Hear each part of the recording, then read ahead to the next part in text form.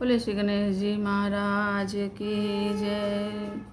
बोले श्री कृष्णचंद्र भगवान की जय। कृष्णाय वासुदेवाय हरिये परमात्मने प्रणत क्लेश विनाशाय श्री कृष्णाय वयं नमः। श्री कृष्ण गोविंद हरे मुरारी हे नाथ नारायण वासुदेव। श्री कृष्ण गोविंद हरे मुरारी हे नाथ नारायण वासुदेव।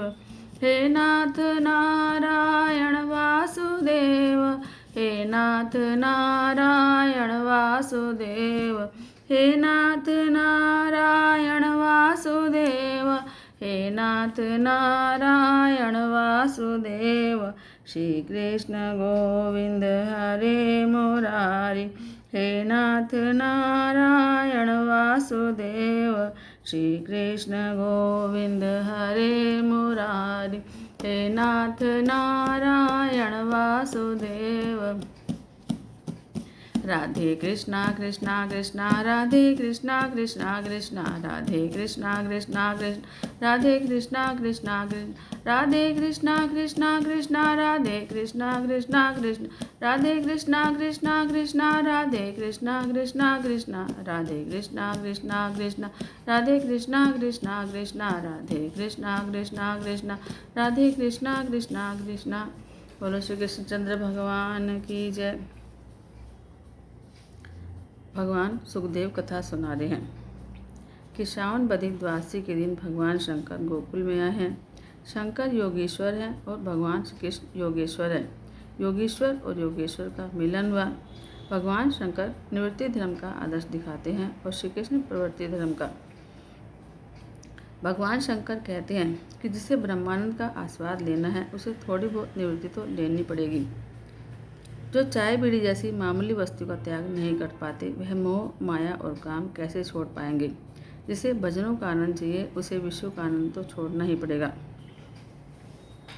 शिवजी किसी गांव में अधिक समय तक नहीं रहते, वे शमशान में वास करते हैं। कहते हैं कि ध्यान आनंद भजन आनंद पाना है तो प्रवृत्ति कम करते जाओ।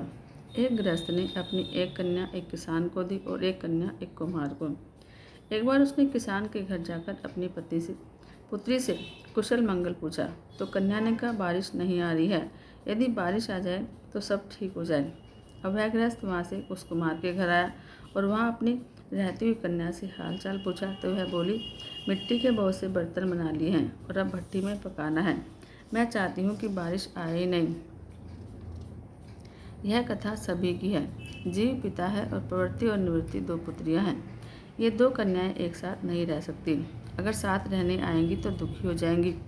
निवृत्ति का आनंद लेना हो तो प्रवृत्ति का मानसिक त्याग करो। जब तक शारीरिक शक्ति है प्रवृत्ति का विवेकपूर्वक त्याग करते जाओ। वैसे तो रक्तचाप बढ़ने पर डॉक्टर के कहने पर सेठ आराम करते हैं, लेकिन यह सच्ची निवृत्ति नहीं है। सभी प्रवृत्तियाँ एक साथ छोड़ देना असंभव है, लेकिन प्रवृत्तियों का ऐसा आयोजन करो कि प्रभु सेवा के लिए पर्याप्त समय मिलता रहे। वेदांत का अधिकार विरक्त को है, विलासी को नहीं। बातें तो ब्रह्म ज्ञान की करें, लेकिन प्रेम धन संपत्ति नारी जड़ पदार्थों से करें तो वह सच्चा ब्रह्म ज्ञानी नहीं है। जगत मिथ्या है ऐसा बोलने से नहीं, अनुभव करने से लाभ होता है। व्यवहार मिथ्या है ऐसा मानकर व्यवहार करो। मानव को यह भान ही नहीं रहता है कि वह धन संपत्ति की दौड़ में ईश्वर को भूल रहा है। भगवान शंकर श्रावण मास के कृष्ण पक्ष की द्वादशी के दिन श्री कृष्ण के दर्शन करने आए। योगेश्वर और योगेश्वर का मिलन हुआ। शंकर अकेले ही आए। शिव जोगी भेष बना के दर्शन को आए हैं। शिव जोगी भेष बना के दर्शन को आए हैं। मेरे श्याम की यादों को वो साथ में लाए हैं। मेरे श्याम की यादों को वो साथ में लाए हैं। मुझे दर्शन करना है दरनंद के आए हैं। मुझे दर्शन करना है दरनंद के आए हैं। मुझे कान्हा को दिखला ये कहने आए हैं। मुझे कान्हा को दिखला ये कहने आए हैं।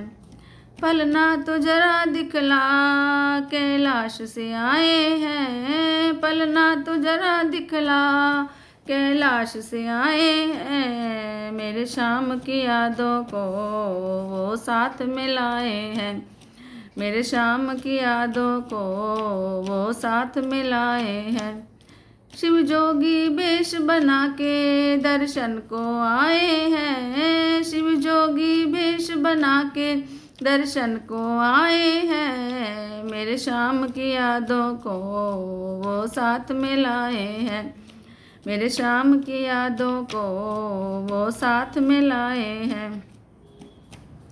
तूने सर्प जो पहने हैं डर मुझको लागे है, तूने सर्प जो पहने हैं डर मुझको लागे है, तेरे आने से जोगी मेरा लाला जागे है, तेरे आने से जोगी मेरा लाला जागे है। क्या कह रही यशोदा? जा अपने घर जोगी मेरा हिवड़ा कांपे है, जा अपने घर जोगी मेरा हिवड़ा कांपे है, मेरे शाम की यादों को वो साथ में लाए हैं, मेरे शाम की यादों को वो साथ में लाए हैं। शिव जोगी भेष बना के दर्शन को आए हैं, शिव जोगी भेष बना के दर्शन को आए हैं, मेरे शाम की यादों को वो साथ में लाए हैं, मेरे शाम की यादों को वो साथ में लाए हैं। माँ यशोदा क्या कहती है? तू भिक्षा ले लेना घर अपने जा बाबा, तू भिक्षा ले लेना घर अपने जा बाबा। अब भगवान शंकर क्या कहते हैं?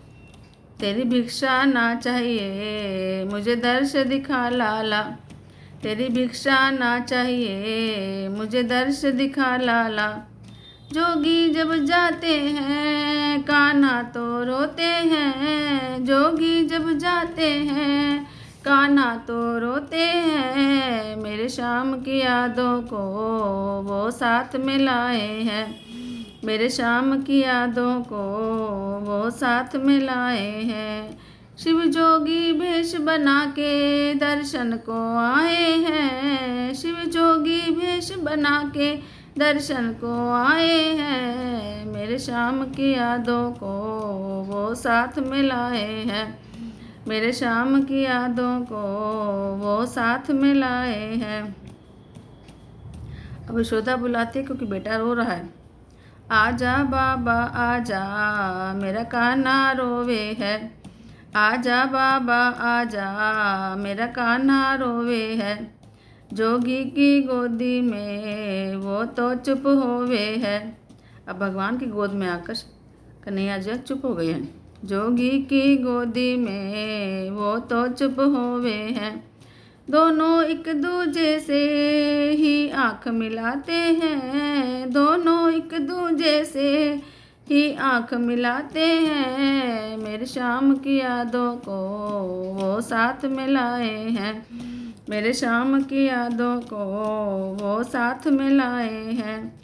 शिव जोगी वेश बना के दर्शन को आए हैं, शिव जोगी वेश बना के दर्शन को आए हैं, मेरे शाम की यादों को वो साथ में लाए हैं, मेरे शाम की यादों को वो साथ में लाए हैं।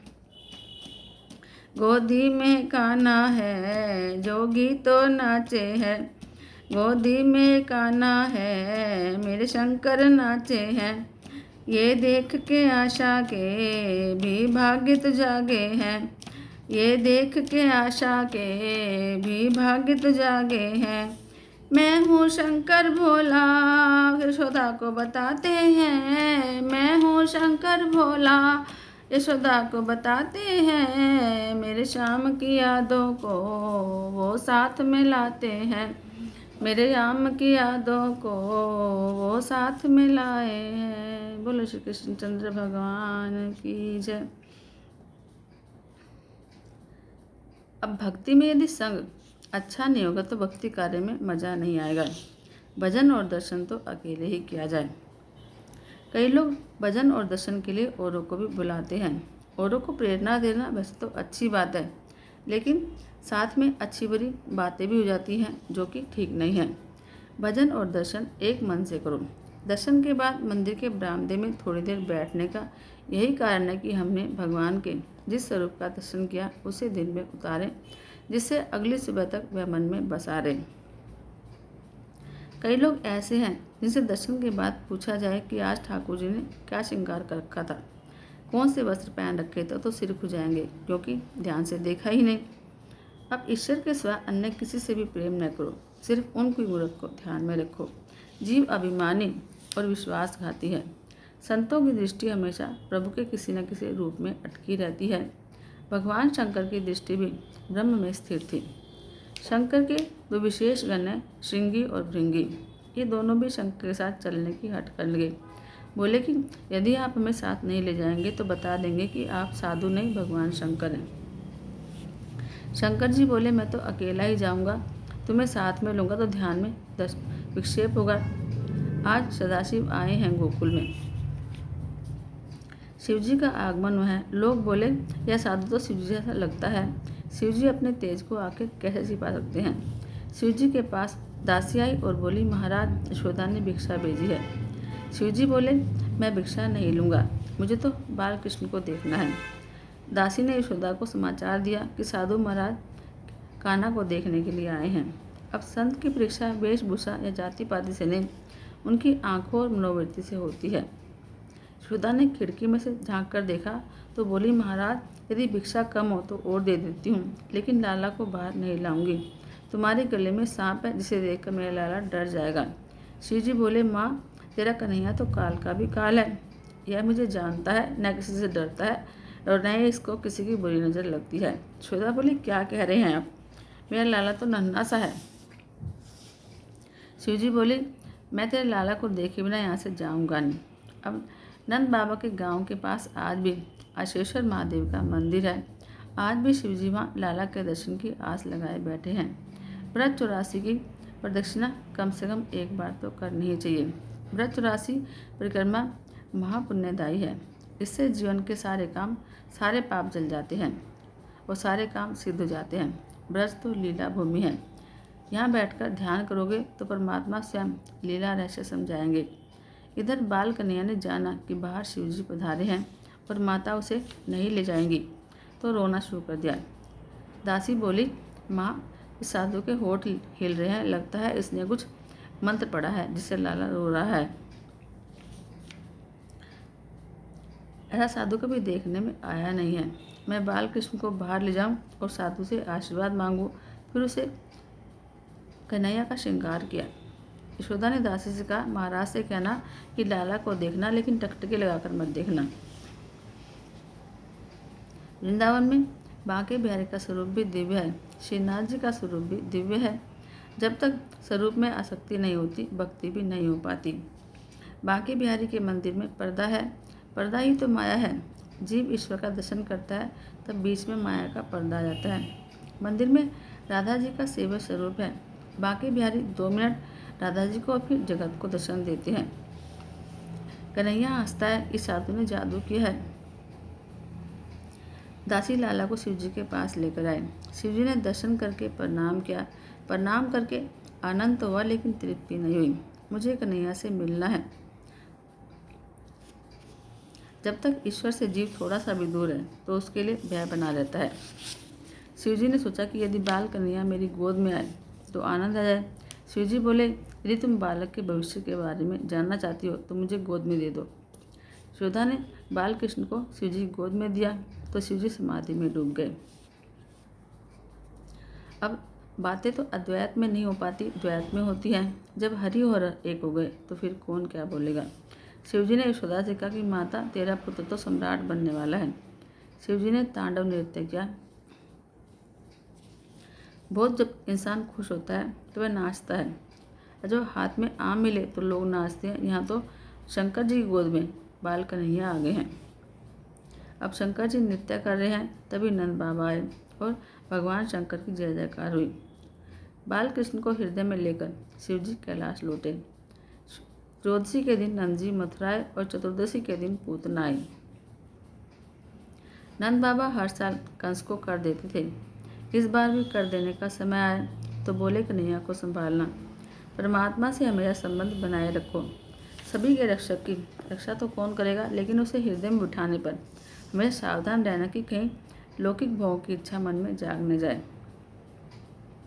कन्हैया यदि हमेशा के लिए हृदय में बस जाए तो बेड़ा पार हो जाए। हृदय गोकुल में श्री कृष्ण के आने के बाद जीव को बाहर भटकना नहीं चाहिए। नंद बाबा कंस को कर देने के लिए मथुरा आए।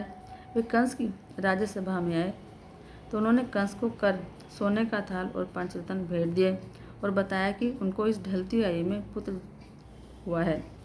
कंस क्या जाने कि यह कन्हैया ही उसका काल है। उसको तो सुनकर आश्चर्य हुआ। सोचा कि इस भेंट के परिणाम में बच्चे को आशीर्वाद तो देना ही पड़ेगा। उसने आशीर्वाद भेजा कि बड़ा होकर वह राजा बने, उसकी जय जयकार हो, उसके शत्रुओं का नाश हो। कंस ने अनजाने में कृष्ण की जय जयकार भी की और आशीष भी दी। शत्रु भी जिसे आशीर्वाद दे वह तो ईश्वर ही होगा ना। भेंट के परिमाण से आशीर्वाद देने वाला कंस है। नंद बाबा ने कहा कि सारे ब्रजवासियों ने मेरे लिए एकादशी का व्रत रखा तो मुझे पुत्र मिला। नंद बाबा यशोदा यश औरों को देते हैं। सुखदेव जी कथा सुना रहे हैं। नंद जी वासुदेव से मिलने गए। वासुदेव को बड़ा आनंद हुआ। दोनों ने एक दूसरे का कुशल मंगल पूछा। किसी मित्र के मिलने पर उसके अपने सुख की बात मत करो, उसके दुख की बात जानकर उसे आश्वासन दो। नंद जी वासुदेव से सुख दुख की बात पूछने लगे। सुना है आपके घर पुत्री का जन्म हुआ था और कंस उसकी हत्या करने आया था। वासुदेव बोले, हाँ ये सच है, परंतु इसमें कंस का नहीं मेरे कर्म का दोष है। परंतु जो बालक आपके घर में है वह मेरा है। नंद बाबा ने भोलेपन से कहा कि हाँ वह आपका ही है। अब वासुदेव मन में कह रहे थे कि कन्हैया मेरा है, मैं ही उसे आपके घर छोड़कर आया था। लेकिन नंद जी इस बात को समझ नहीं पाए। अब नंद जब गोकुल छोड़कर दूर जाते हैं तो वहाँ काम, मद, लोभ, मोह, मत्सर आदि राक्षस आ धमकते हैं। नंद कृष्ण को छोड़कर कंस के पास जाते हैं तो गोकुल में विपदा आ जाती है, उधम मच जाता है।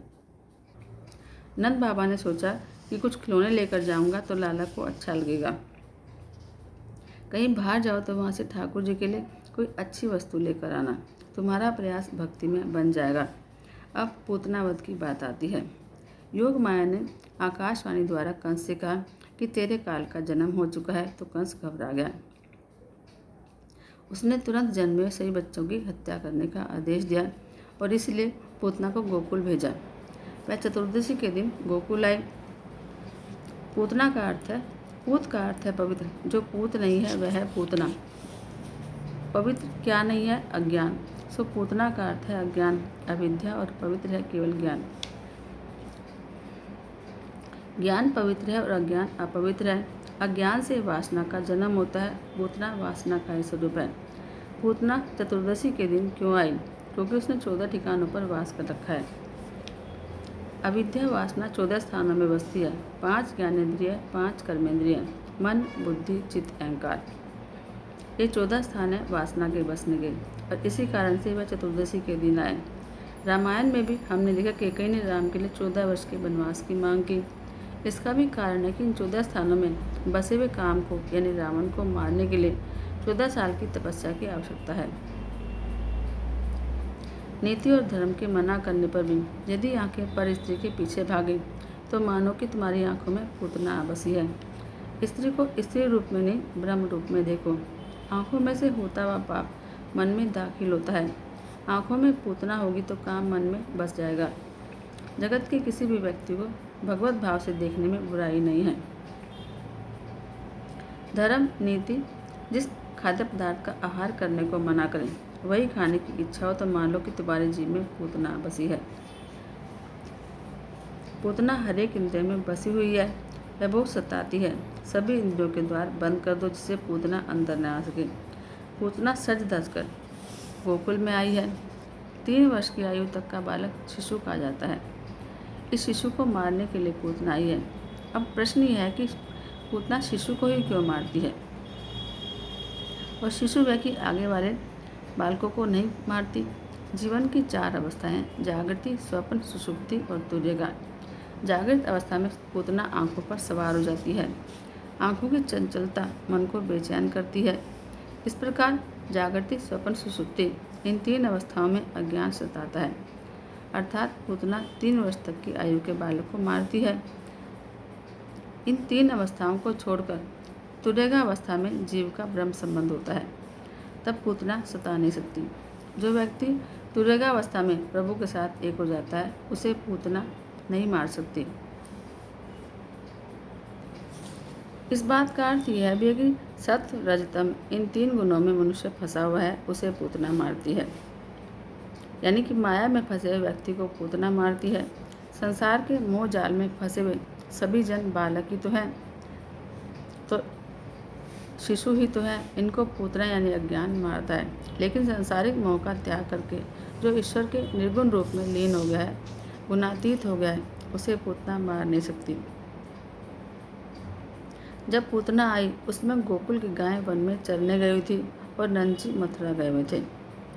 गायों का वनगमन अर्थात इंद्रियों का विषयों में मन लगना, इंद्रियां इस विषय वन में घूम रही होंगी तो पूतना मन में आ धमकेगी। अज्ञान मन पर सवार हो जाएगा। जब इंद्रियां विषयों में खो जाती हैं, बहिर्मुख होती हैं, तब वासना आ धमकती है। इंद्रियों को प्रभु सेवा की ओर मोड़ दोगे तो पूतना वासना सता नहीं पाएगी। नंद क्या है? जीव है। जीव जब हृदय गोकुल को छोड़कर मथुरा यानी देह सुख में खोता है, तब पूतना आ बसती है। नंद अर्थात जीव श्री कृष्ण को छोड़कर मथुरा जाए और देह सुख में फंस जाए तो वासना आ ही जाती है। नंद अपने आवास में नहीं होता है, तब पूतना आती है। इस पवित्र शरीर में पुण्यशाली हृदय ही गोकुल है। नंद जीवात्मा है। अब पूतना जो श्रृंगार करके आई है, अविद्या अपने साथ कई दोषों को लेकर आती है। अविद्या अपने साथ 5 दोषों को लेकर आती है। देहाध्यास, इंद्रियाध्यास, प्राणाध्यास, अंतःकरणाध्यास, स्वरूप विस्मृति। पूतना का स्वरूप देखकर यशोदा आदि धोखे में आ गई। पूतना की वेणी को देखकर देह का ध्यास हुआ, रूप देखकर इंद्रियों का ध्यास हुआ, अतः स्वरूप की विस्मृति हो गई। उसको किसी ने रोका नहीं, वह सीधी नंद बाबा के घर में घुस गई। पूतना को देखते ही कन्हैया ने आंखें बंद कर ली। पूतना ने उसको अपनी गोद में लिया। ऊपर से तो वह अच्छा व्यवहार कर रही थी, लेकिन उसके हृदय में कुटिलता का विष भरा हुआ था। पूतना ने अपने स्तनों पर विष लगाया हुआ था। पूतना ने लाला को गोद में बिठाकर उसके मुंह में अपना विष वाला स्तन दे दिया। कन्हैया ने तो दूध पीना शुरू किया और उसके दूध के साथ साथ प्राण भी पीने शुरू कर दिए और वह रोने लगी, लेकिन कन्हैया तो दूध पीता ही रहा और पूतना धीरे धीरे निष्प्राण हो गई। अब पूतना भगवान से क्या कहती है? करना तुम्ही तो मेरा उद्धार इस जन्म में, करना तुम्ही तो मेरा उद्धार इस जन्म में, आई हूँ तेरे द्वारे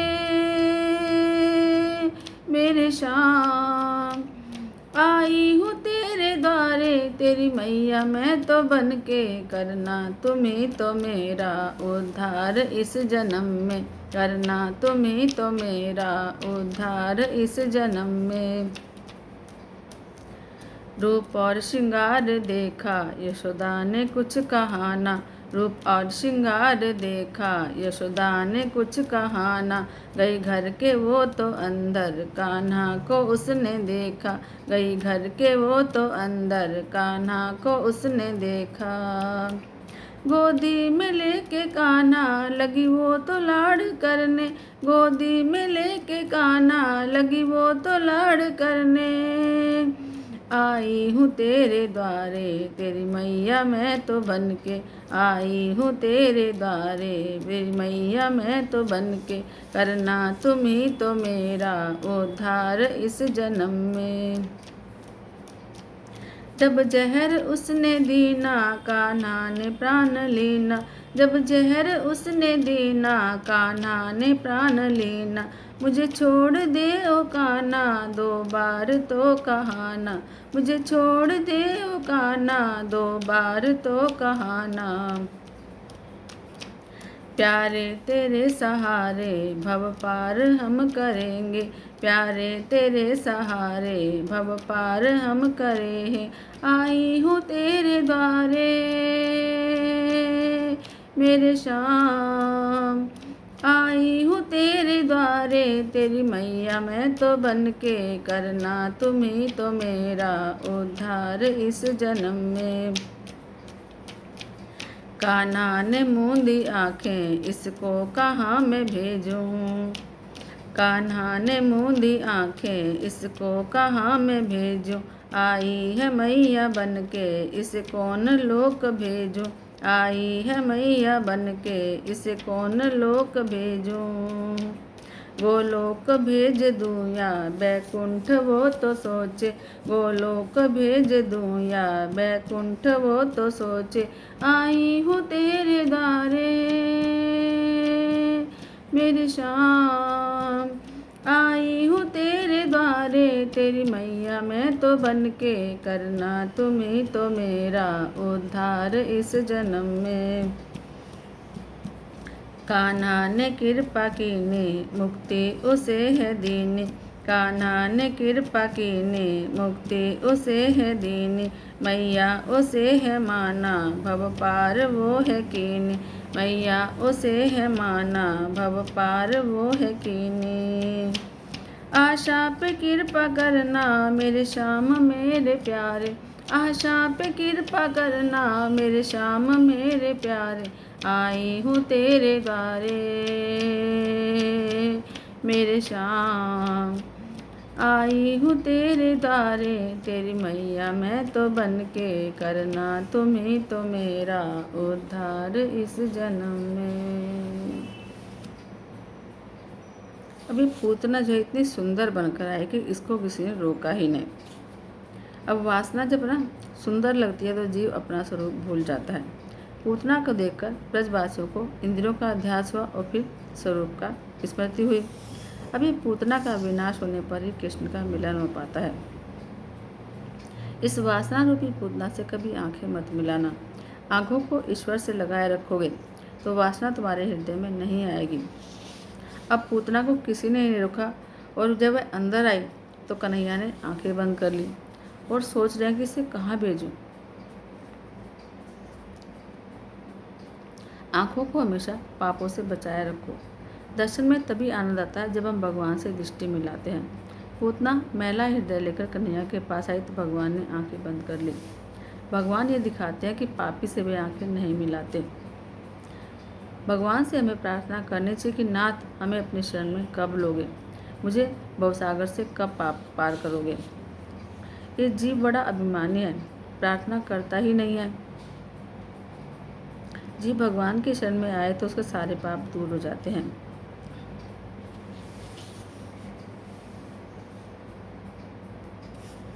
पूतना को देखते ही कन्हैया ने अपनी आंखें बंद कर ली। महात्माओं ने कई कारण बताए हैं इसके। पहला कारण है कि पूतना नारी थी और नारी को अवध्य माना गया है, इसलिए भगवान ने सोचा कि नारी को मारने में कौन सा मुझे वीरता दिखानी है, तो उन्होंने आंखें बंद कर ली। एक महात्मा कहते हैं कि यह कारण ठीक नहीं है। कहते पूतना नारी थी लेकिन राक्षसी थी और उसने कई बच्चों की हत्या की थी और कन्हैया की हत्या के लिए आई थी।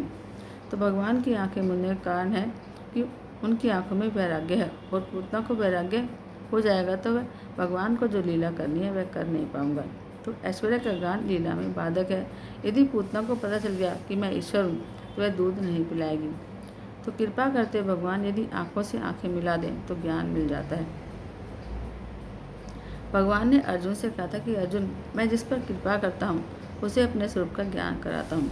यदि पूतना पर दृष्टि करूँगा तो उसे ज्ञान हो जाएगा और ये तो काल के भी काल भगवान है और ऐसा करने पर मैं लीला नहीं कर पाऊँगा। तो ऐसा होना ठीक नहीं है, इसलिए पूतना अज्ञानी ही रहे। भगवान ने अपनी आंखें बंद कर ली। एक महात्मा कहते हैं कि यह भी ठीक नहीं है। दृष्टि मिलन होते ही पूतना को ज्ञान हो जाने वाली बात जस्सी नहीं है। दुर्योधन को क्या ज्ञान हो पाया था। पूतना विष लेकर आई तो लाला आंखें बंद कर सोच रहा है कि इसे गोलोक में भेजूं या बैकुंठ में। तो एक महात्मा कुछ और कहते हैं, अपने किसी पुण्य के कारण कोई भी जीव ईश्वर के पास आ पाता है।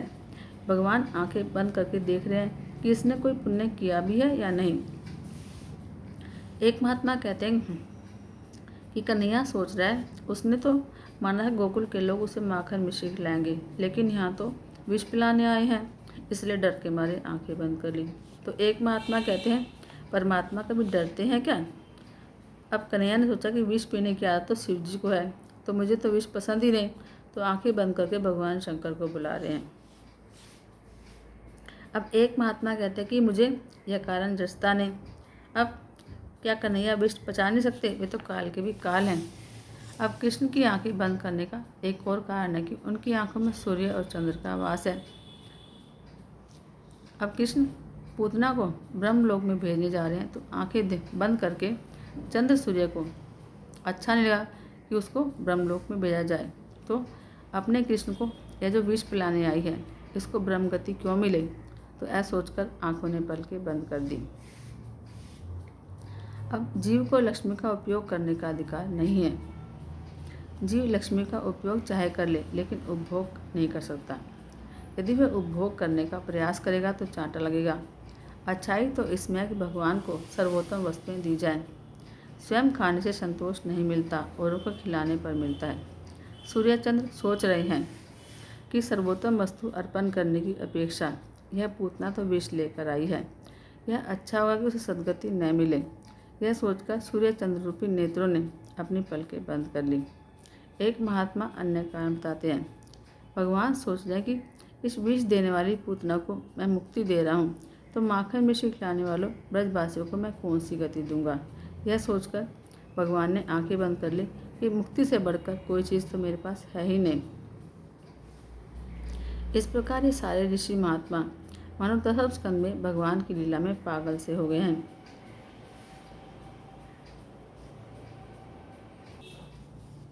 जीव गोस्वामी जो कभी किसी राजा के दीवान थे, कृष्ण प्रेम में पागल होकर लंगोटी भर पहनते थे। और सनातन गोस्वामी बंगाल के जमींदार थे। दशम स्कंद को सुनने पर वे कृष्ण प्रेम में पागल हो गए और लीला निकुंज में राधे कृष्ण करते हुए घूमते रहे। हमने देखा कि भगवान श्री राम ने भी शूर्पणखा से आंखें नहीं मिलाई थी। रामायण की शूर्पणखा और भागवत की पूतना एक ही है, दोनों वासना है।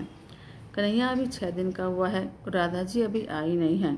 राम जन्म में तो सीता जी साथ में थी, तो देखा था, शूर्पणखा को उत्तर दिया था, लेकिन इधर राजा जी तो अभी तक आई ही नहीं, तो किसको देखूं।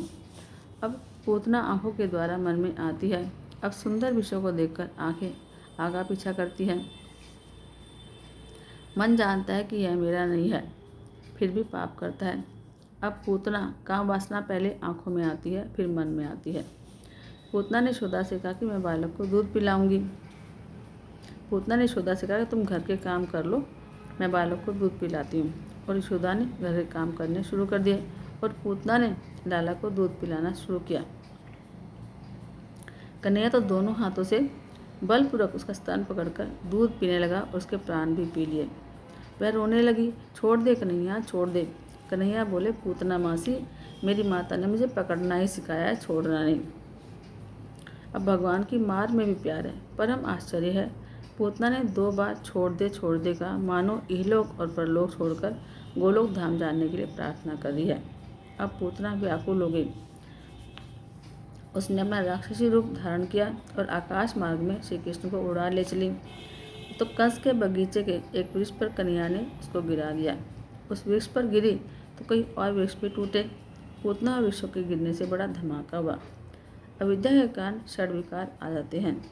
राक्षसी के वक्ष स्थल पर कन्हैया बैठा था। धमाका सुनकर गोपियाँ दौड़ती हुई आई और यशोदा को कोसने लगी। कितनी मिन्नतें हमने मांगी तब तेरे घर पुत्र हुआ और तुझे इसकी कदर नहीं है। यशोदा ने गोपियों की बात सुनकर आंखें नीची कर ली। बोली, मेरा पहला बालक है ना, भूल हो जाती है, लालन पालन का अनुभव नहीं है, अब आपका कहना मानूंगी। गोपियों ने कहा कि किसी अनजानी स्त्री को अपना बालक देना ही नहीं चाहिए। चलो कन्हैया की नज़र उतारते हैं। एक गंगी गाय की तो लाला को बड़ी प्यारी थी। वह लाला को देखे बिना कभी खाती पीती भी नहीं थी। तो जब गोपाल उसे मनाते हुए थक जाते तो यशोदा के पास आते और कहते थे कि माता, गौशाला में कन्हैया को लेकर जाना है। लाला को देखने के बाद गंगी घास खाती है और पानी पीती है। बड़े बड़े ऋषि मुनि जब हजारों वर्ष तपस्या करने के बाद भी प्रभु को नहीं पा सके तो गायों का जन्म लेकर गोकुल में पहुँचे। सोचा कि अपना काम निष्काम भगवान को अर्पित करेंगे और निष्काम बन जाएंगे। अब गोपियाँ लाला को लेकर गौशाला में आए और गंगे की पूँछ हाथ में लेकर लाला के सिर पर सिर से पांव तक 3 बार घुमाई। मेरे लाला को यदि नज़र लगी हो तो गंगे की पूँछ में चली जाए। अब गोपियाँ तो मानो प्रेम की ध्वजा हैं। उनको लगता है कन्हैया को कुछ होना है तो हमें हो जाए और हमारा लाला ठीक रहे। चलो अब लाला को स्नान कराते हैं। अब बाल कृष्ण को इस राक्षसी की कुदृष्टि ना लग गई हो, इसलिए उनको गौमूत्र से स्नान कराएगा। गौमूत्र का पान करने से और उसके स्नान करने से शरीर निरोगी बनता है। गौमूत्र बड़ा गुणकारी है, यह अनुभव सिद्ध बात है।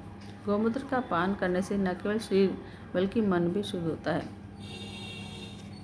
गौ का गोबर अगर त्वचा पर लगाया जाए तो शरीर की गर्मी को खींच लेता है और शरीर को मुलायम बनाता है। जब तक मनुष्य का स्वभाव सुधर नहीं पाएगा, जब तक वह भक्ति मार्ग में आगे बढ़ नहीं पाएगा। आजकल तो जीवन ऐसा है कि मनुष्य का समय, संपत्ति और शक्ति फैशन और व्यसन में ही खर्च हो जाता है। व्यसन और फैशन में ही सारी शक्ति का व्यय करता रहता है। वह ज्ञान और भक्ति मार्ग में आगे कैसे बढ़ेगा। कन्हैया को पहले गौमूत्र से फिर गर्म जल से स्नान कराया गया। वह तो बड़े मज़े में था। अब गोपियाँ जब कन्हैया को घेर कर बैठी है, सभी ऋषि रूप हैं। एक कहती है कितना सुंदर है हमारा कान्हा, इसकी आंखें देखो कितनी सुंदर है। एक कहते हैं इसके केश कितने सुंदर है। एक कहती है इसके चरण कितने सुंदर हैं। तो सारी गोपियाँ श्री कृष्ण के अंग अंग को निहार रही हैं और भगवान की स्तुति कर रही हैं। ये तो ऋषि रूपा गोपियाँ हैं जो वेद शास्त्र से संपन्न थी।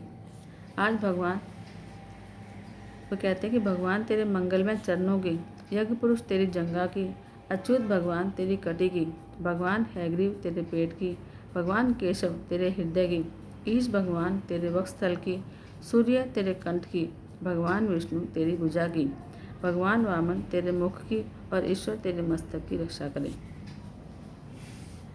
जब कन्हैया खेलता हो तो भगवान गोविंद, सोया हो तब भगवान माधव और जब चलता फिरता हो तो भगवान बैकुंठवासी लक्ष्मीपति उनकी रक्षा करें।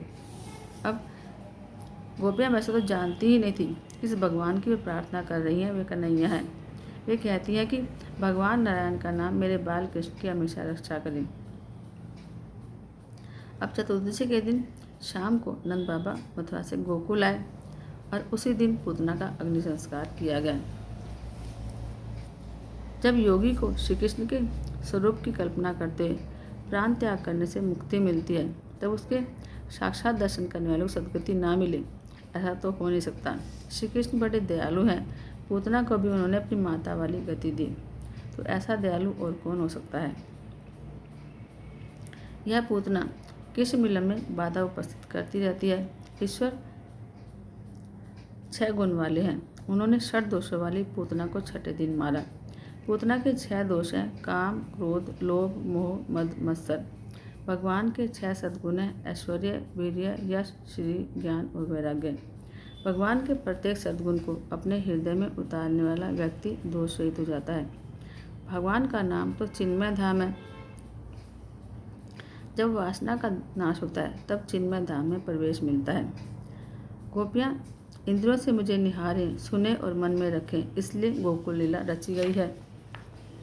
भागवत में इस पूतना चित्र के सिवाय और कोई बाल लीला की फलश्रुति बताई नहीं है। इसका अर्थ यह है कि मात्र इस एक अज्ञान काम वासना को पहचान लो तो कुछ भी बाकी नहीं है। अज्ञान दूर होने पर गोविंद से प्रीति हो जाती है। यह पूतना मोक्ष तो भगवान की अद्भुत बाल लीला है।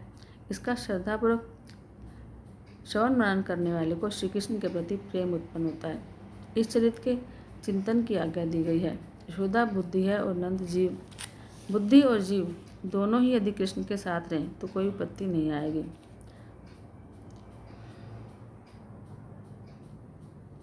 यशोदा जब कृष्ण से परे होती है तो नंद अर्थात जीव जब श्री कृष्ण को भूलता है तो राक्षस आ जाते हैं। पूतना कौन थी? राजा बलि और रानी विंध्यावली की पुत्री का नाम था रतनमाला। जब वामन जी बलि राजा के यज्ञ में भिक्षा मांगने आए तब उनके स्वरूप को देखकर रतनमाला के हृदय में स्नेह दे आया कि कितना अच्छा होता इस बालक को मैं पुत्र रूप में पा सकती और इसको अपना दूध पिलाती। वामन के तेजस्वी रूप को देखकर रतनमाला के हृदय में पुत्र स्नेह की इच्छा हुई, लेकिन जब उन्होंने उसके पिता की जो हालत की उसको देखकर उनके मन में वामन जी को मारने की इच्छा हो आई। तो वह दोनों भाव लेकर यानी वात्सल्य भाव और शत्रु भाव लेकर पूतना बनकर आई। श्री कृष्ण की लीला निरोध लीला है। जिसके मन का निरोध होता है उसे मुक्ति मिलती है। जब तक मन में वासना और विरोध होगा तब तक निरोध हो नहीं पाएगा। सुखदेव जी कथा सुना रहे हैं। राजन श्री कृष्ण ने जब शक्टासुर का वध किया तब उनकी आयु 108 दिन की थी। कृष्ण के देखे बिना गोपियों को चैन नहीं आता था। वे सुबह ही कन्या को देखने आ जाया करती थी। यशोदा जी के पास बड़े सवेरे गोपियाँ आई तो उन्होंने कहा कि अरे बाबरी सखियों, क्या मेरे लाला को देखे बिना तुम्हें चैन नहीं मिलता? इतनी सुबह सुबह क्यों आ गई? अभी तो वह सो रहा है। अब गोपियाँ कन्हैया को देखकर खुश हो गई। एक बोली कन्हैया कितना सुंदर लग रहा है, एक बोली इसके केश कितने सुंदर लग रहे हैं, एक बोली इसकी उंगलियाँ कितनी कोमल हैं। तो ये गोपियाँ जो है लाला की आँखों की बात कर रही हैं, अधरों की बात कर रही हैं। गोपियाँ नहीं, भक्ति कर रही हैं। गोपियाँ तो भक्ति मार्ग की आचार्य हैं। परमात्मा के एक एक अंग का चिंतन करो, ये गोपियों ने दिखाया है। जब तक भगवान के स्वरूप में आसक्ति नहीं होती तब तक संसार की आसक्ति से छुटकारा नहीं मिलता। श्री कृष्ण ने अपने सौंदर्य तेज से गोपियों की दृष्टि को अपनी तरफ आकर्षित कर लिया था, उनके कानों को अपनी तरफ आकर्षित कर लिया था। गोपियाँ कृष्ण की ही बातें करती थी और कृष्ण की ही कथा सुनती थी। कृष्ण लीला में जगत तो भूल ही जाता है। भगवान कहते हैं कि जो व्यक्ति उनका भजन और सेवा करता है उसके लिए उन्हें बड़ा स्नेह होता है। जब यादवों का विनाश हुआ तब श्री कृष्ण की आंखों में आंसू की एक बूंद भी नहीं थी। लाला के करोड़ बदलने पर अंग परिवर्तन नाम का उत्सव मनाया गया। परमात्मा को घर में बिठाने के बाद हमेशा उत्सव करते रहोगे तो हमेशा तुम्हारे घर में आएंगे। भगवान श्री कृष्ण के उत्सव के दिन मन, शक्ति और वाणी का सदुपयोग करो। भगवान का स्मरण भी सारे दिन करते रहो। उत्सव के दिन प्रभु सेवा में देह भान तक भूल जाना चाहिए। एक दिन अपनी आंखों से प्रभु प्रेम की व्याकुलता में डूबो और आंखों से आंसू न गिरे तो उत्सव सफल नहीं होगा। आंसू गिरने चाहिए तब उत्सव सफल होगा। उत्सव के दिन सभी का सम्मान करो। केवल रिश्तेदारों को नहीं, गरीबों को भी भोजन कराओ। गरीबों की संतुष्टि करने से भगवान प्रसन्न होते हैं। सच्चे साधु संतों की सेवा करना, उनको भोजन कराना। यशोदा ने अंग परिवर्तन उत्सव मनाना सोचा कि यह ठीक है कि मैं रोज ब्राह्मणों की पूजा करती हूँ, लेकिन जिन गोपियों के आशीर्वाद से पुत्र मिला है आज उनकी भी पूजा कर लूँ। यशोदा ऐसा नहीं कहते कि गरीबों को दान करना है। प्रत्येक जीव ईश्वर का अंश है, तो किसी जीव को गरीब कहने से ईश्वर बुरा मान जाएंगे। कन्हैया के प्राकट्य के दिन यशोदा जी गोपियों को उपहार देने गई थी तो गोपियों ने कहा था कि आज हमें कुछ नहीं लेना। तो जहाँ लेने की इच्छा होती है वहाँ मोह होता है और जहाँ देने की होता है वहाँ पर प्रेम होता है। यशोदा कहती कि आज मुझे सभी ब्रजवासियों की पूजा करनी है। उन्होंने सारे गांव को बुलाया। नंद ने कहा कि बिना संकोच दे दो। जब एक कन्हैया घर में आता है खबर तक नहीं होती कि घर में लक्ष्मी कौन रुक जाता है। लक्ष्मी जब घर से चली जाती है तो मनुष्य उसका दुरुपयोग नहीं कर पाता। जीवन में एक बार अवसर ऐसा आता है कि जब भाग्य अनुकूल होता है, उसमें बड़े प्रेम से दान करना। जो भी दोगे वह कई गुना बढ़कर वापस आएगा। भाग्य प्रतिकूल होने पर धर्मराज युधिष्ठिर भी दरिद्र हो गए थे और उन्हें वन में भटकना पड़ा था। जो भी मिले सत्कार्य में खर्च करो, सुपात्र को दान देते रहो। यशोदा ने सोचा कन्हैया के सो जाने पर अच्छी तरह से दान दे पाऊंगी। अगर ये जाग रहा हो तो मुझे गोद में लेकर बैठना पड़ेगा और सेवक सम्मान करते रहेंगे। सभी दान की अपेक्षा मान दान श्रेष्ठ है। मान तो मुझे अपने हाथों से करना चाहिए। अब लाला ने आंखें बंद कर ली। अंदर से तो जाग रहा था। सोचा कि यदि मेरे सोने से माता को खुशी मिलती है तो मैं सो जाऊं। अब कन्हैया के जागने और सोने के विषय में शांकर भाष्य में कहा गया है, वैसे तो ईश्वर निष्क्रिय है, लेकिन माया के कारण क्रिया का आरोप होता है। जब हम गाड़ी में बैठकर कहीं जाते हैं तो कहते हैं कि अमुक शहर आ गया, लेकिन सोचेंगे तो समझ में आएगा कि शहर न तो आता है न जाता है, गाड़ी ही हमें एक स्थान से दूसरे स्थान पर ले जाती है। इस प्रकार ईश्वर स्वयं कोई क्रिया नहीं करते, वे तो लीला रूप है। क्रिया और लीला में अंतर है। जिनके साथ कर्तृत्व का अभिमान और सुखी होने की इच्छा हो वह क्रिया है, और जिसके साथ कर्तृत्व का अभिमान नहीं हो और अन्य को सुखी करने की इच्छा हो वह लीला है। जीव जो करता है वह क्रिया है, ईश्वर जो करते हैं वह लीला है। अब यशोदा ने सोचा कि मेरे यहाँ आज सारा गाँव आएगा तो लाला का पलना गाड़ी के नीचे रख दूँ तो जगह निकल आएगी। अब उस गाड़ी में दूध दही था और यशोदा एक एक गोपी का आदर करने लगी और उनके बच्चों को भी सुंदर कंठी दे रही थी और सभी उनको आशीर्वाद दे रहे थे। बाल कृष्ण लाल की जय। सभी आए ब्रजवासियों का सम्मान करती यशोदा आनंद में मग्न हो गई। इधर कन्हैया की नींद उड़ गई। कहाँ है मेरी माया, मेरी माता? उत्सव तो मेरा कर रही है और मुझे गाड़ी के नीचे रखकर छोड़ दिया है। अब उत्सव के दिन भगवान को बुलाना ठीक नहीं है। अब भगवान को बुला दोगे तो विपत्ति आ जाएगी।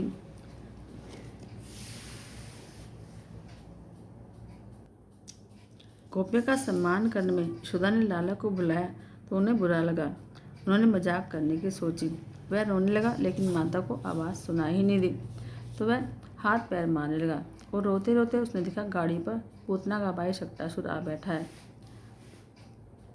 लाला ने जोर से लात मारी कि गाड़ी उलट गई। अब सारा दूध दही बिखर गया और शक्टासुर भी गाड़ी के नीचे दबकर मर गया। यह ऐसा भांजा कंस मामा के सारे खिलौनों को तोड़ देता है। गाड़ी उलट गई तो बड़ा धमाका हुआ। सभी दौड़ते हुए आए। अब बालकों ने बताया कि लाला की लात ने इस गाड़ी को उलट दिया है।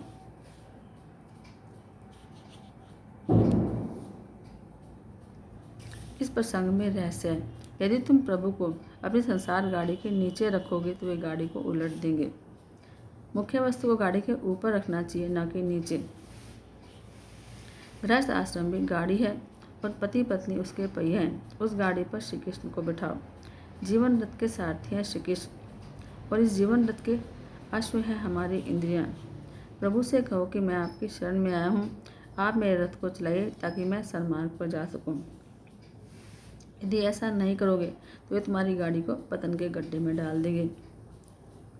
अर्जुन की जीत इसीलिए हुई कि उन्होंने परमात्मा को सारथी का पद दिया और मन की नहीं मानी।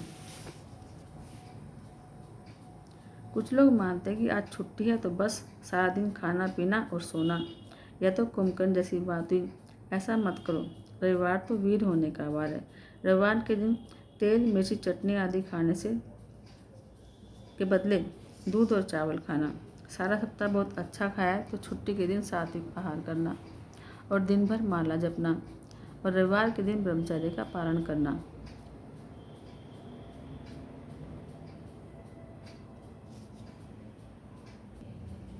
यशोदा ने भगवान को गाड़ी के नीचे रखा, दूध दही माखन को ऊपर रखा तो भगवान को नीचे रखा तो सारी गाड़ी उन्होंने उलट दी।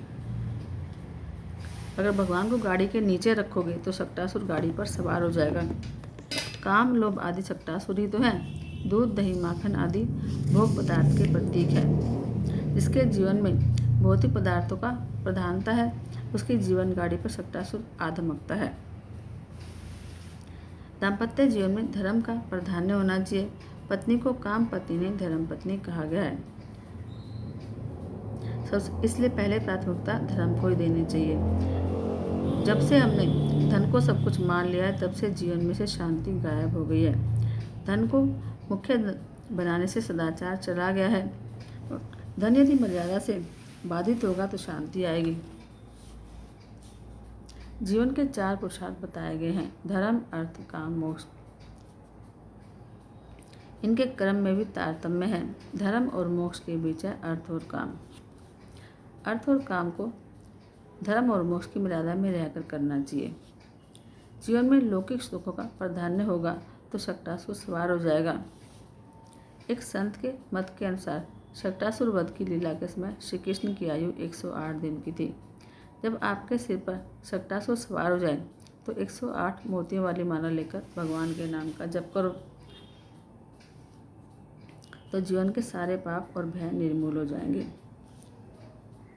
श्री कृष्ण शक्टासुर का वध तो करते हैं, लेकिन जब तुम्हारे हृदय पर काम, क्रोध, लोभ और मोह रूपी शक्टासुर सवार होए तो माला लेकर नारायण का जाप करना। माला के साथ मैत्री होने पर शक्टासुर को मरना ही पड़ेगा। अब आता है तिरनावत वध का प्रसंग। किसी एक दिन यशोदा जी श्री कृष्ण को अपनी गोद में बिठाकर प्यार कर रही थी। उसमें तिरनावत को मारने के लिए भगवान ने अपना वजन बढ़ा लिया। यशोदा उनके भार को सह न सकी और कन्हैया को जमीन पर बिठा दिया और घर के काम में लग गई। अब तिरनावत बवंडर का रूप लेकर आया और श्री कृष्ण का हरण करके आकाश में ले गया। भगवान ने अपना वजन बढ़ाया और उन्होंने तिरनावत को पकड़ा और तिरनावत के प्राण पखेरु उड़ गए।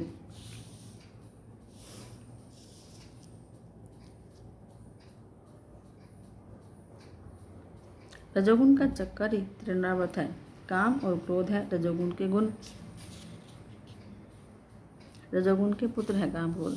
रजोगुण मन में आया नहीं कि मन चंचल हो जाता है। अब तिरनावत रूपी आंधी मन में आते ही मन चंचल हो जाता है। बुद्धि जब ईश्वर से अलग होती है तो तिरनावत रजोगुण मन में घुस जाता है और उसे चंचल बना देता है। यशोदा की आंखों में धूली जा घुसी।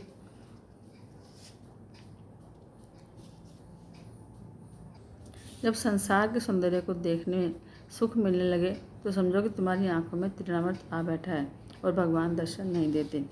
कन्हैया अब धीरे धीरे बड़ा होने लगा। घुटनों के बल चलता हुआ गौशाला में पहुंच जाया करता था। सारी गायें भी उसे पहचानती थी। कई महान ऋषि भी गायों का अवतार लेकर गोकुल में बसे हुए थे। उनमें एक छोटा सा बछड़ा था। कृष्ण उसे अपना दोस्त मानते थे। वह बछड़ा हम्मा हम्मा करता तो लाला बोलता मैया मैया। कन्हैया उस बछड़े से अलग होता ही नहीं था। गाय भी आनंद में डूबकर कन्हैया को चाटने लगती थी, अपने बेटे को भूलकर। यशोदा को विश्वास हो गया कि गायों की सेवा के लिए पुत्र आया है।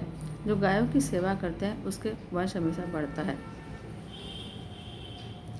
अब कन्हैया बड़ा होने लगा तो बछड़ों के साथ खेलता और गायों की पूंछ पकड़कर खड़े होने पर कोशिश करता। माता कहती कि कन्हैया तू बड़ा शरारती हो गया है, गाय तुझे मारेंगी। एक बार यशोदा जी लाला को स्तनपान करा रही थी और उनको देख रही थी और माता को देखकर कन्हैया जोर से दूध पीने लगा। बालक यदि ज़्यादा दूध पिए तो माता को चिंता होती है कि कहीं बीमार न पड़ जाए। जब वैष्णव के हृदय में प्रेम आता है तब भगवान भूखे होते हैं। कन्हैया के अधिक दूध पीने से माता को चिंता हुई तो कन्हैया ने कहा मैया तेरा दूध मैं अकेला नहीं पी रहा, सारा ब्रह्मांड तेरा दूध पी रहा है। कन्हैया ने जमाई लेने के लिए मुंह खोला और यशोदा को अपना ब्रह्मांड मुंह में दिखाया। कन्हैया माता से कहता कि तू मुझे अकेले नहीं सभी संसार के सभी जीवों को दूध पिला रही है। भगवान ने सुदामा को अपार संपत्ति दी तो यमराज को चिंता हुई। उन्होंने भगवान से कहा सुदामा के भाग्य में दारिद्र्य का योग है, तो आपने उसको इतना ऐश्वर्य देकर ठीक नहीं किया।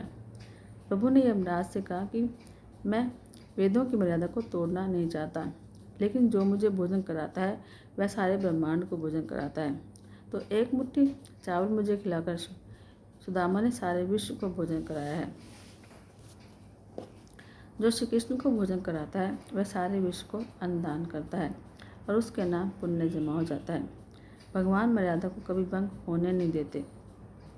लाला ने यशोदा से कहा कि माता तूने केवल मुझे नहीं सारे ब्रह्मांड को दूध पिलाया है।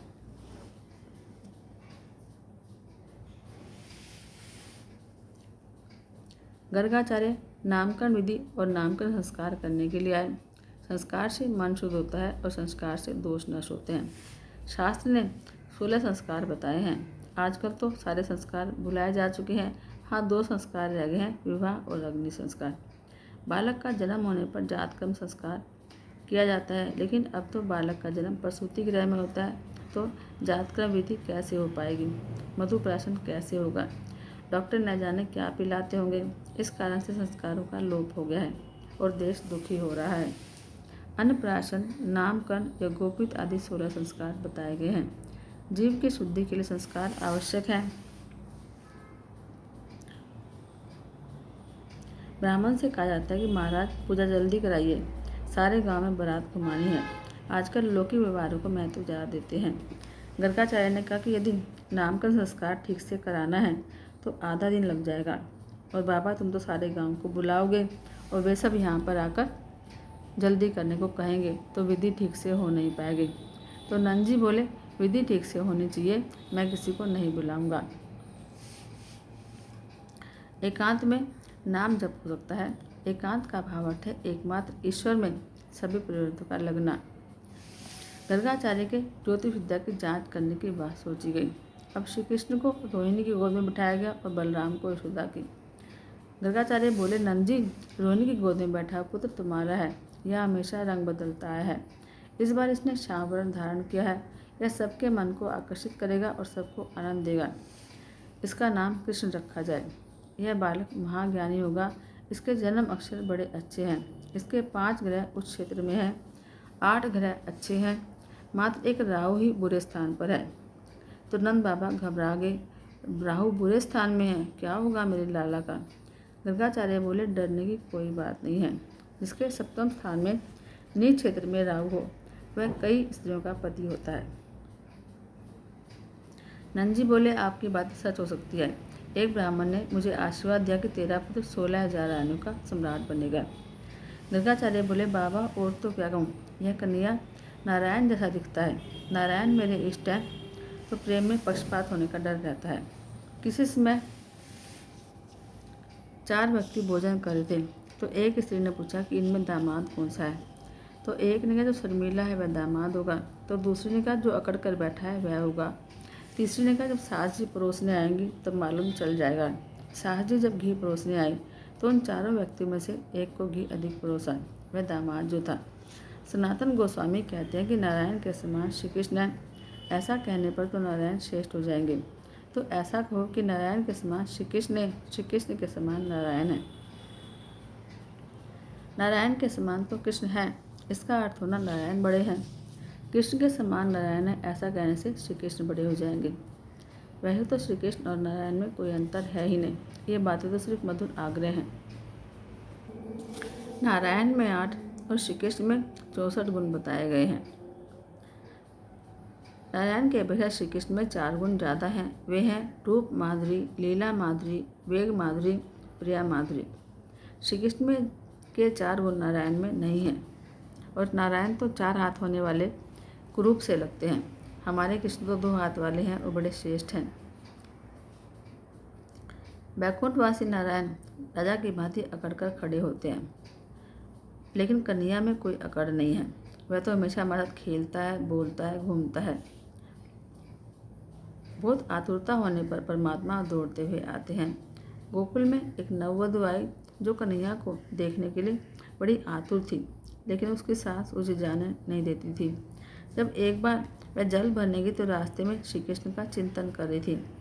बाकी जुल्फों वाला, मनमोहन, मस्तक पर मोर पंख, होठों पर बांसुरी, कानों में मकराकृति कुंडल और कटी पर पीताम्बर धारण किए हुए था। वह छुमक छुमक करता हुआ उस गोपी के पीछे हो लिया और पीछे से गोपी का आंचल पकड़ लिया। अब गोपी ने देखा कन्हैया उसका आंचल पकड़े हुए तो उसको छाती से लगा लिया। लाला ने गोपी को अपने बाहों में भरकर कहा कि तू कितनी सुंदर है, लगता है मैं तेरा स्वामी हूँ। रात के समय रास में आना। कन्हैया बड़ा वाणी चतुर है। वह किसी भी राह चलती रानी स्त्री को कहता है कि हम एक दूसरे के हैं। कन्हैया सबका पिता है, पति है और संतान भी। जरा सोचो, कोई ऐसा देव है जो राह चलती हुई नारी के गले में बाहों का हार पहना ले। पर स्त्री से तो सभी डरते हैं। फिर बैकुंठ के नारायण तो मर्यादा पुरुषोत्तम है और कन्हैया पुष्टि पुरुषोत्तम है। कन्हैया जैसी लीला मनुष्य तो क्या कोई देव भी नहीं कर सकता। श्री कृष्ण तो देवों के भी अधिदेव हैं, देवादिदेव हैं। एक सखी जो है दही, दूध और माखन बेचने निकली, कृष्ण प्रेम में अपनी सुध बुध भूल गई है। बोलना चाहती है कि दही लो, माखन लो, लेकिन मन में माधव छिपा है तो बोलती है माधव लो, माधव लो। अब भोली गोपी हरि को बेचने चली। लाला ने सुना कि माधव लो, माधव लो, अरे ये तो मुझे बेच रही है, सोच रहे हैं।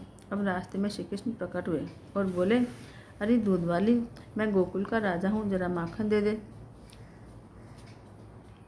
अब प्रेम बहुत हो तो सताने में मज़ा आता है। अब गोपी के हृदय में प्रेम है। बोली, अरे तू कैसे हो गया गोकुल का राजा? वो तो बलराम भैया हैं, मैं तुझे नहीं उनको माखन दूंगी। और तू तो काला कलोटा है, पता नहीं तुझे कहाँ से लाए हैं। नंद बाबा तो गोरे हैं और तू काला है। अब ना कन्हैया ने गोपी का आंचल पकड़ लिया तो गोपी बोली, छोड़ दे मुझे, मेरे दूध दही माखन मिट्टी में सन जाएंगे और मेरी सास मुझे मारेगी। अब गोपी ने अपना आंचल छुड़ा लिया और आगे बढ़ने लगी। देखा तो कन्हैया मुंह फुलाकर बैठा था। अब गोपी वापस आकर बोली, कान्हा माखन ले, मिश्री ले, जो चाहे ले, सब दूंगी, मान जा, मुझसे भूल हो गई। लेकिन कन्हैया अब कहाँ मानने वाला था। अब जब वह नहीं माना तो गोपी आगे बढ़ने लगी तो पीछे से कन्हैया ने पत्थर मारा, गोपी की मटकी चूर चूर हो गई। ऐसी लीला श्री कृष्ण के अलावा कोई नहीं कर सकता। वे सबके पति जो हैं। श्री कृष्ण घर आकर चुपचाप मादा की गोद में छिप गए। अब इतने शांत और सियाना बैठा है कि मानो कुछ हुआ ही नहीं है। गोपी ने आकर माता से कहा कि माता, कन्हैया की शरारतें बहुत बढ़ गई है, इसने मेरी गगरी फोड़ दी और मेरे कपड़े बिगाड़ दिए। अब लाला बोला, मैया मुझे बड़ा डर लगता है, इसके जाने पर सारी बात बताऊंगा। अब कन्हैया माता से बोला, यह गोपी बड़ी कंजूस है, यह 3-4 दिन का बिगड़ा हुआ दूध दही बेच रही थी। यदि कोई इसको खाकर बीमार हो गया तो ये सोचकर मैंने मटकी फोड़ दी। मैं आरोग्य प्रचारक मंडली का प्रधान हूँ। अब यशोदा गोपी को डांटने लगी, अरे गोपी बिगड़ा हुआ दूध दही बेचती है। कन्हैया हंसने लगा और गोपी भी। कन्हैया मटकी फोड़ता है फिर भी प्यारा लगता है। यह राह में चलती किसी भी गोपी की मटकी फोड़ सकता है। ऐसा कोई देव है जो रास्ते में चलती किसी नारी को छेड़ सके? और तो सब डरते हैं, लेकिन यदि किसी नारी के हाथ भी लग जाए तो थप्पड़ खाना पड़ेगा। हमारी पूजा कोई नहीं करेगा। श्री कृष्ण की लीला माधुरी दिव्य है, उनके जैसा आचरण कोई कर ही नहीं सकता। भगवान नारायण हाथ में शंख रखते हैं। अब शंख फूंकने वाला देव अच्छा है या बांसुरी बजाने वाला? अन्य देव भी हाथ में शस्त्र अस्त्र लिए हैं। किसी के हाथ में सुदर्शन है, किसी के हाथ में धनुष बाण, किसी के हाथ में त्रिशूल। मानो सबको संसार का डर है। अब कन्हैया हाथों में शस्त्र नहीं रखता, उसके तो एक हाथ में बांसुरी है और एक हाथ में माखन मिश्री। हम तो कन्हैया को श्रेष्ठ कहेंगे। लाला रोज बांसुरी बजाता है। लाला की बांसुरी जिसने भी सुनी है संसार के लिए उसे उदास हो जाता है। बांसुरी की धुन को सुनते ही राधे कृष्ण करने लगता है। श्री कृष्ण की वेणु माधुरी दिव्य है। गोपी कहती है कि हे मुरारे, भोजन बनाते समय कृपा करके बांसुरी की तान मत छेड़ो। तुम्हारी बांसुरी की धुन सुनकर चूल्हे में रखी सूखी लकड़ियाँ भी रस बहाने लगती हैं और अग्नि बुझ जाती है और मैं भोजन बना नहीं पाती। अब लाला की बांसुरी की धुन जिसने भी सुनी है वह उसका सेवक बन जाता है।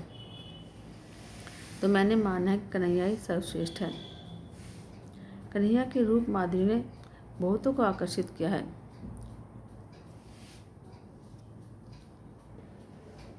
वे तो बैकुंठवासी नारायण से भी श्रेष्ठ लगते हैं। यशोदा गर्गाचार्य से कहती है, महाराज भोजन का समय हो गया है, भोजन कर लीजिए, फिर आगे बातें होती रहेंगी। गर्गाचार्य बोले, मैं दूसरों के द्वारा बनाई हुई रसोई नहीं खाता।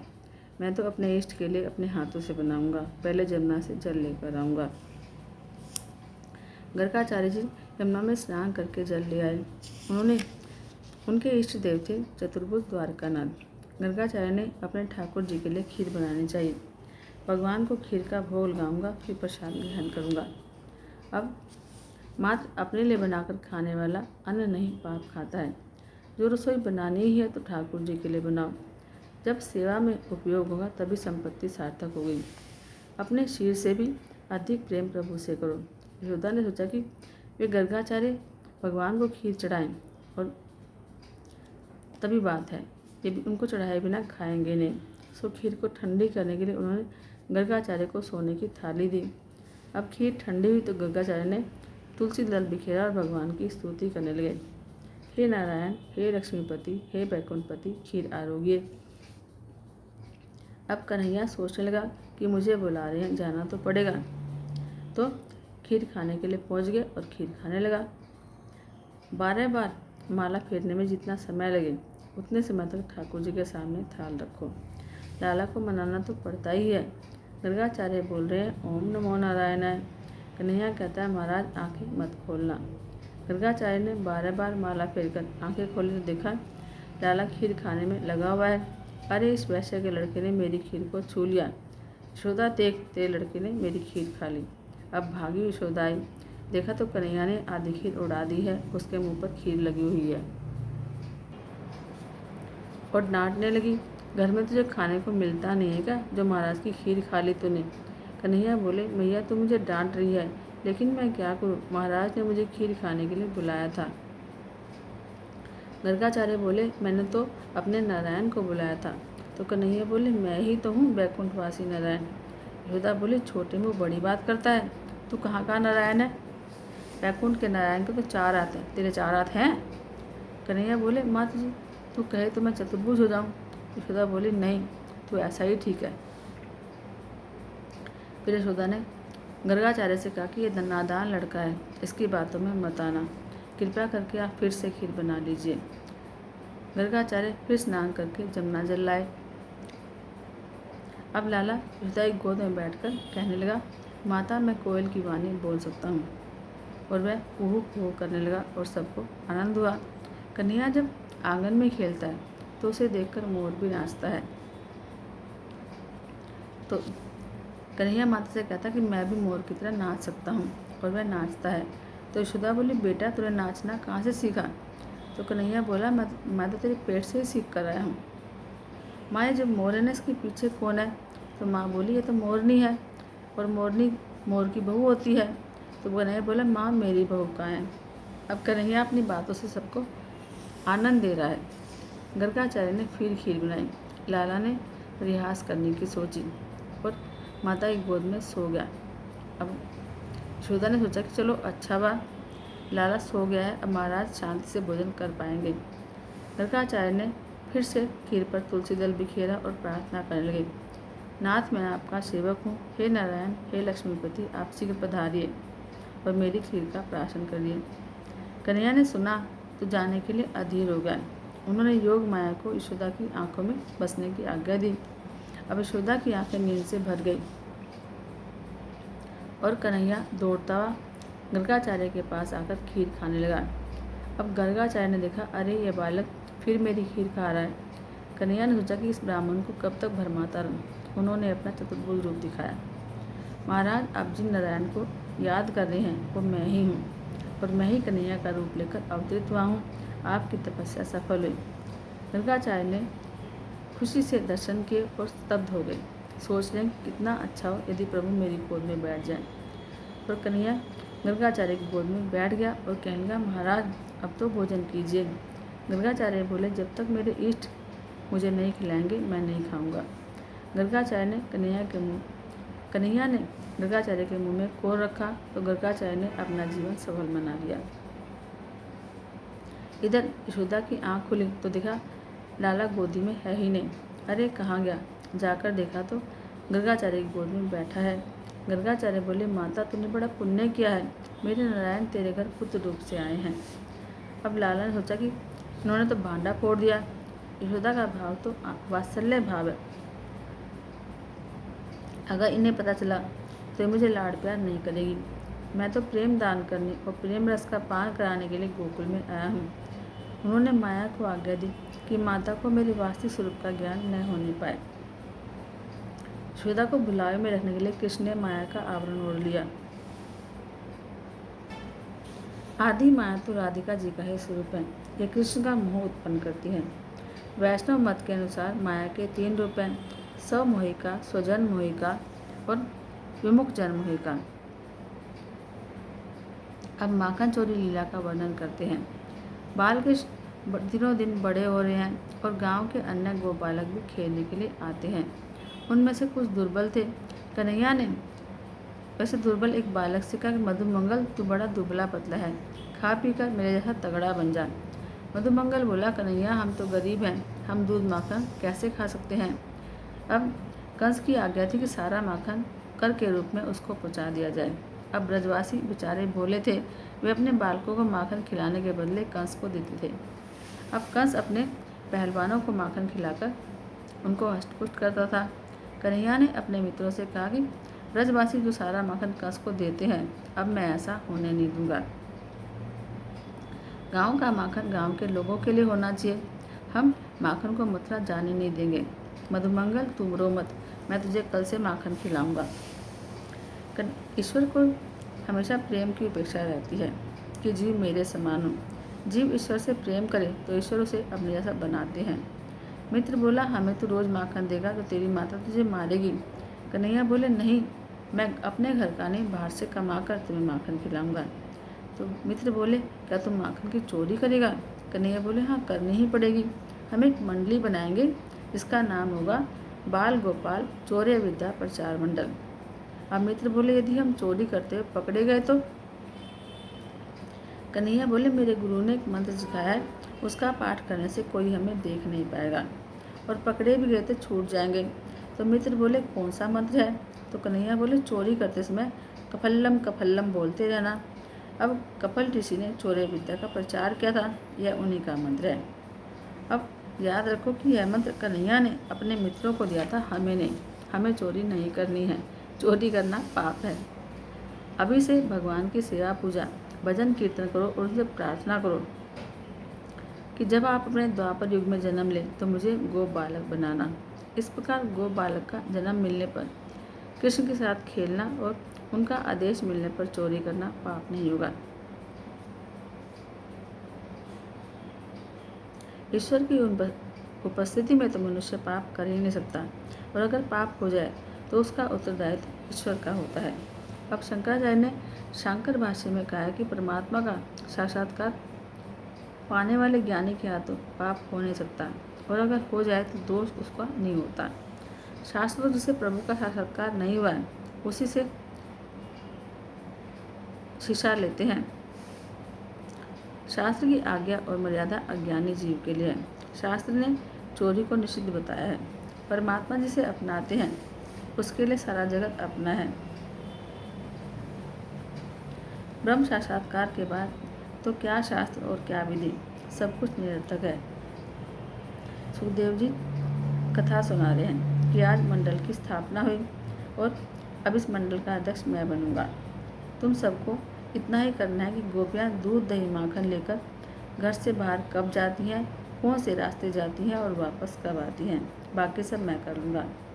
गोपियाँ चाहते हैं कन्हैया रोज़ उनके घर आए, और लाला की झलक पाने के लिए गोपियाँ किसी न किसी बहाने रोज़ यशोदा के घर पहुँच जाती हैं।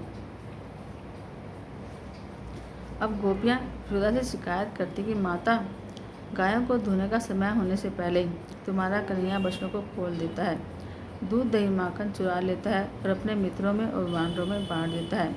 यदि हमारे घर में कुछ नहीं मिलता तो गुस्से से हमारे बालकों को रुलाता है। हम दूध दही माखन चाहे जहाँ रख दें, कन्हैया चुरा ही लेता है। माखन अंधेरे में भी हो तो अंधेरा भी उसको रोक नहीं पाता है। जब कन्हैया आता है तो वहाँ प्रकाश हो जाता है। यदि हम कन्हैया को चोर कहते हैं तो वह कहता है कि तू चोर, तेरा बाप चोर, तेरी माँ चोर, इस घर का स्वामी मैं हूँ। और माता क्या बताऊँ, गायों के धोने से पहले कन्हैया बछड़ों को छोड़ता है। अब समय पर बछड़ों को छोड़ने वाला तो सामान्य गोपाल है, यह तो श्री कृष्ण है। श्री कृष्ण तो समय से पहले ही बछड़ों को अर्थात जीव को मुक्त करने में समर्थ है। बछड़ों का अर्थ है विषयों में लगा हुआ जीव। शास्त्र ने मुक्ति के दो प्रकार बताए हैं, क्रम मुक्ति और सद्य मुक्ति। समय होने पर जीव को जो मुक्त करते हैं वह है मर्यादा पुरुषोत्तम राम, लेकिन कन्हैया तो है पुष्टि पुरुषोत्तम। कन्हैया क्रमशः मुक्ति देने की अपेक्षा जीव यदि पात्र हो समय से पहले मुक्ति देते हैं। जिस जीव पर कन्हैया का अनुग्रह होता है उसे मुक्ति पाने के लिए क्रम की प्रतीक्षा नहीं करनी पड़ती। यह तो पुष्टि मार्ग कृपा मार्ग है। क्रम मुक्ति इस प्रकार होती है, जीव शूद्र वर्ण में जन्मा है, जब इसी जन्म में चोरी व विचार न करे तो उच्च वर्णों की भली भांति सेवा करे तो अगले जन्म में वैश्य बनता है, और वैश्य यदि नीतिपूर्वक जीवन जिए तो अगले जन्म में क्षत्रिय होता है, और अगर क्षत्रिय बनकर क्षत्रिय धर्म का पूरा पालन करे तो अगले जन्म में ब्राह्मण होता है, और ब्राह्मण सदाचारी हो तो अगले जन्म में अग्निहोत्री ब्राह्मण बनता है, फिर अगले जन्म में ब्रह्मनिष्ठ योगी बनता है। ऐसा योगी सद्वर्तन, योगाभ्यास और ब्रह्म चिंतन बढ़ाता जाए तो उसे 2-3 जन्म और लेने पड़ते हैं। इस प्रकार उसके क्रियमान, संचित और प्रारब्ध कर्म निशेष हो जाने पर जीव शुद्ध होगा और शुद्ध होने पर जीव को मुक्ति प्राप्त होगी। यह है क्रम मुक्ति का मार्ग। अब सद्य मुक्ति की बात करते हैं। इस प्रकार की मुक्ति में जन्मों का कोई क्रम नहीं होता। जिस जीव पर भगवान अनुग्रह करते हैं उसकी मुक्ति हो जाती है, फिर चाहे वह किसी भी वर्ण का क्यों न हो। यदि कोई हृदय से भगवान की भक्ति करे तो भगवान प्रसन्न होकर उसे गोलोक धाम में भी ले जाते हैं। श्री कृष्ण धोने का समय होने से पहले ही बछड़ों को छोड़ देते हैं, अर्थात निश्चित समय से पहले ही जीव पर कृपा करते हैं और उसका मुक्त कर देते हैं, क्योंकि वह तो सद्य मुक्ति के दाता हैं। श्री कृष्ण पुष्टि पुरुषोत्तम है, अतः वे सद्य मुक्ति देते हैं। उनकी कृपा हो जाए तो जीव सीधा वैकुंठ में भी जा सकता है। वैसे भगवान की साधारण कृपा सब पर होती है, लेकिन किसी पर वे विशेष कृपा भी करते हैं।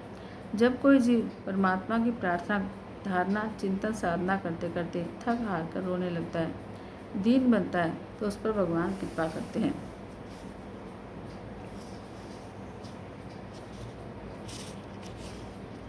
जब जीव अच्छे साधना करता नम्र बनता है तो प्रभु का प्यारा बनता है।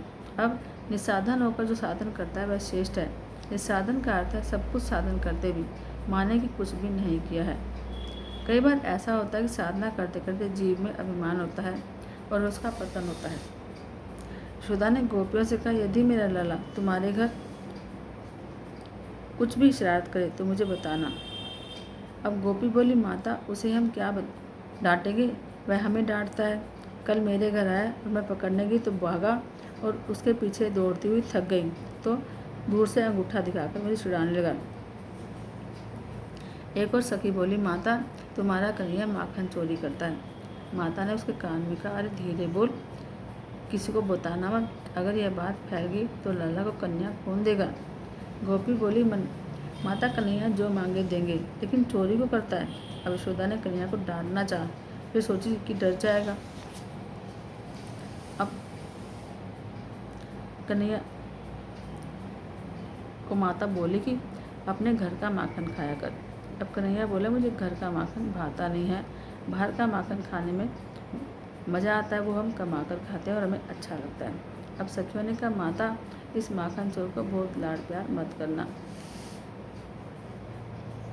माता ने पूछा कि कन्हैया का आना और माखन चोरी की तुम्हें कैसे पता चलता है। तो गोपियाँ बोली, हाँ कभी कभी तो उसके आने की बात सपने में आती है। जब हम सोने जाते हैं तो वहाँ भी कन्हैया दिखता है, वह सपने में भी आता है। वैसे जो सोते हैं तो कन्हैया को अपने साथ रखकर सोते हैं। ठाकुर जी को साथ रखने का अर्थ है जब तक नींद न आए तब तक हरे कृष्ण का जप किया जाए। बिस्तर पर जाने पर यदि कोई वस्तु याद आए तो माना कि तुम्हारा मन उसमें फंसा है। कई लोग बिस्तर पर सोते सोते अगले दिन क्या करना है उसके बारे में सोचते हैं। अरे बिस्तर में सब कुछ भूलकर हरे कृष्ण का जप करो। एक गोपी ने कहा कि बिस्तर में मुझे कन्हैया याद आता रहा। अब वह घर में नहीं होने पर भी उसकी छवि आंखों से दूर नहीं होती। लाला का नाम तो अमृत से भी मीठा है। मुझे तो कृष्ण कृष्ण बोलने की आदत हो गई है। यह तो मनुष्य का स्वभाव है कि अपनी प्यारी वस्तु को बार बार याद करता ही है, और ये तो भगवान है। मुझे तो कुछ याद नहीं आता। कृष्ण कृष्ण बोलते हुए और उनका ही दर्शन करते सो जाने पर सपने में भी वही दिखता रहा। सपने में मैंने देखा कि कन्हैया अपने मित्रों के साथ मेरे घर पर आया और माखन चुराया और मित्रों में लुटा दिया। एक और गोपी ने बताया कि घर में कन्हैया सभी का प्यारा है। अपने जेठ जी को मैं भोजन परोस रही थी, मन कन्हैया की यादों में खोया था। जेठ जी ने मुझसे मुरब्बा मांगा तो छीके पर से मुरब्बे की हांडी उतारकर परोसने लगी।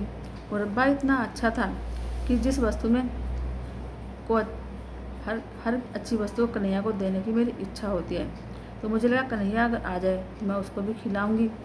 अब माता कन्हैया आ गए और इस इच्छा में मैं ऐसी बह गई, पागल सी होगी कि मुरब्बे की हांडी को छीके पर चढ़ाने के बजाय अपने मुन्ने को ही ऊपर चढ़ा दिया।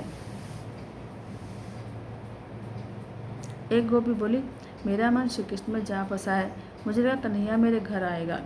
सुबह से मैं पागल सी होगी, आनंद में इतनी बावली हुई कि चूल्हे में लकड़ी के साथ बेलन भी जला दिया।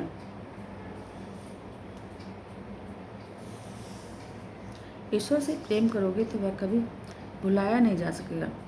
एक सखी बोली, माँ कन्हैया ने आज मेरी लाज रख ली।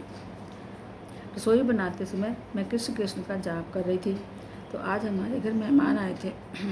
मेरे ससुर जी बड़े क्रोधी हैं, बोले कि मेहमान भोजन करेंगे, हम नहाकर आते हैं, तुम भोजन बनाकर तैयार करना। मैं भोजन बनाती हुई सोच रही थी कि खाने वाले तो परमात्मा ही हैं, प्रभु के लिए भोजन बनाया जाए, और मैं हरे कृष्ण का जाप करती हुई रसोई बनाने लगी। रसोई तैयार करते समय भावना मन में उच्च होनी चाहिए। यदि उस समय अच्छी भावनाएं मन में होगी तो बनाने वाले का और करने वाले का दोनों का कल्याण होगा। मैंने रसोई बड़ी सावधानी से बनाई। अंत में मोहन भोग बनाने लगी तो विचार आया, कन्हैया को बड़ा पसंद है। हृदय में कन्हैया को मोहन भोग खिलाने की इच्छा हो गई। मेरा दिल मानो हाथों से जाने लगा। मुझे लगा कन्हैया मेरे आंगन में आया है और रसोई घर में आ पहुंचा है, और इस तरह मेरा मन कन्हैया की कल्पना में डूबा था तो मोहन भोग में चीनी के बजाय नमक डाल दिया। भगवान को भोग लगाया। ससुर जी और मेहमान आए तो उन्हें परोसा। वैसे मोहन भोग नमकीन था, लेकिन उसमें भक्ति का पुट था, तो मेहमान ने उसकी बड़ी प्रशंसा की और कहा कि यह भोजन नहीं अमृत है। और जब सबके बाद में मैंने खाना खाया तब पता चला कि मोहन भोग तो नमकीन था, पर माता मेरी लाज तो कन्हैया ने रख ली। एक गोपी बोली, माता क्या बताऊँ, मैं दूध दही बेचने जा रही थी, पता नहीं मुझे लगा कि कन्हैया मटकी में छिपा हुआ है। अब मैंने मटकी उतार कर देखा तो उसमें लाला को देखा। अब भला कन्हैया को कोई बेचता है क्या, और बिना बेचे ही वापस लौटी तो घर में बड़ी बेइज्जती हुई। अपनी बुद्धि रूपी मटकी में जो कन्हैया होगा तो हर कहीं वही दिखाई देगा। अब गोपियों को हर जगह कन्हैया दिखता है। माता, हम जहाँ भी जाते हैं हमें कन्हैया दिखता ही रहता है। ये गोपियाँ घर का काम करते हुए भगवान को याद करती रहती हैं। बड़े बड़े योगी महात्माओं को परमात्मा को याद करते रहने का प्रयत्न करना पड़ता है, लेकिन एक गोपियाँ भूलना भी चाहें तो भूल नहीं पाती। गोपियाँ गहरे वस्त्र नहीं पहनती, लेकिन उनका मन कृष्ण प्रेम में इतना रंगा है। यह गोपियों के प्रेम संन्यास की कथा है। बाल कृष्ण की लीलाएं देखती हुई गोपियाँ घर के कामकाज को भूलकर पागल सी हो जाया करती थी। कन्हैया की लीलाओं को देखकर उनका मन अस्थिर होकर लीलाओं में ही तन्मय हो जाता था। कृष्ण में ही तन्मयता होने से गोपियाँ संसार व्यवहार के काम कर नहीं पाती थी। कृष्ण प्रेम में सुदबुद्ध होकर न करने योग्य काम भी कर बैठती थी। कृष्ण कथा में, कृष्ण लीला में जो व्यक्ति गोपियों की भांति तन्मय होता है वह मुक्त हो जाता है। भागवत मृत्यु से पहले मुक्ति देती है। भक्ति मार्ग में व्यवहार और परमार्थ अलग नहीं, एक है। प्रत्येक कार्य में प्रभु का संधान ही पुष्टि भक्ति है। प्रत्येक कार्य को, व्यवहार को प्रभु में बनाना ही भक्ति है। गोपियाँ भक्ति मार्ग के आचार्य हैं।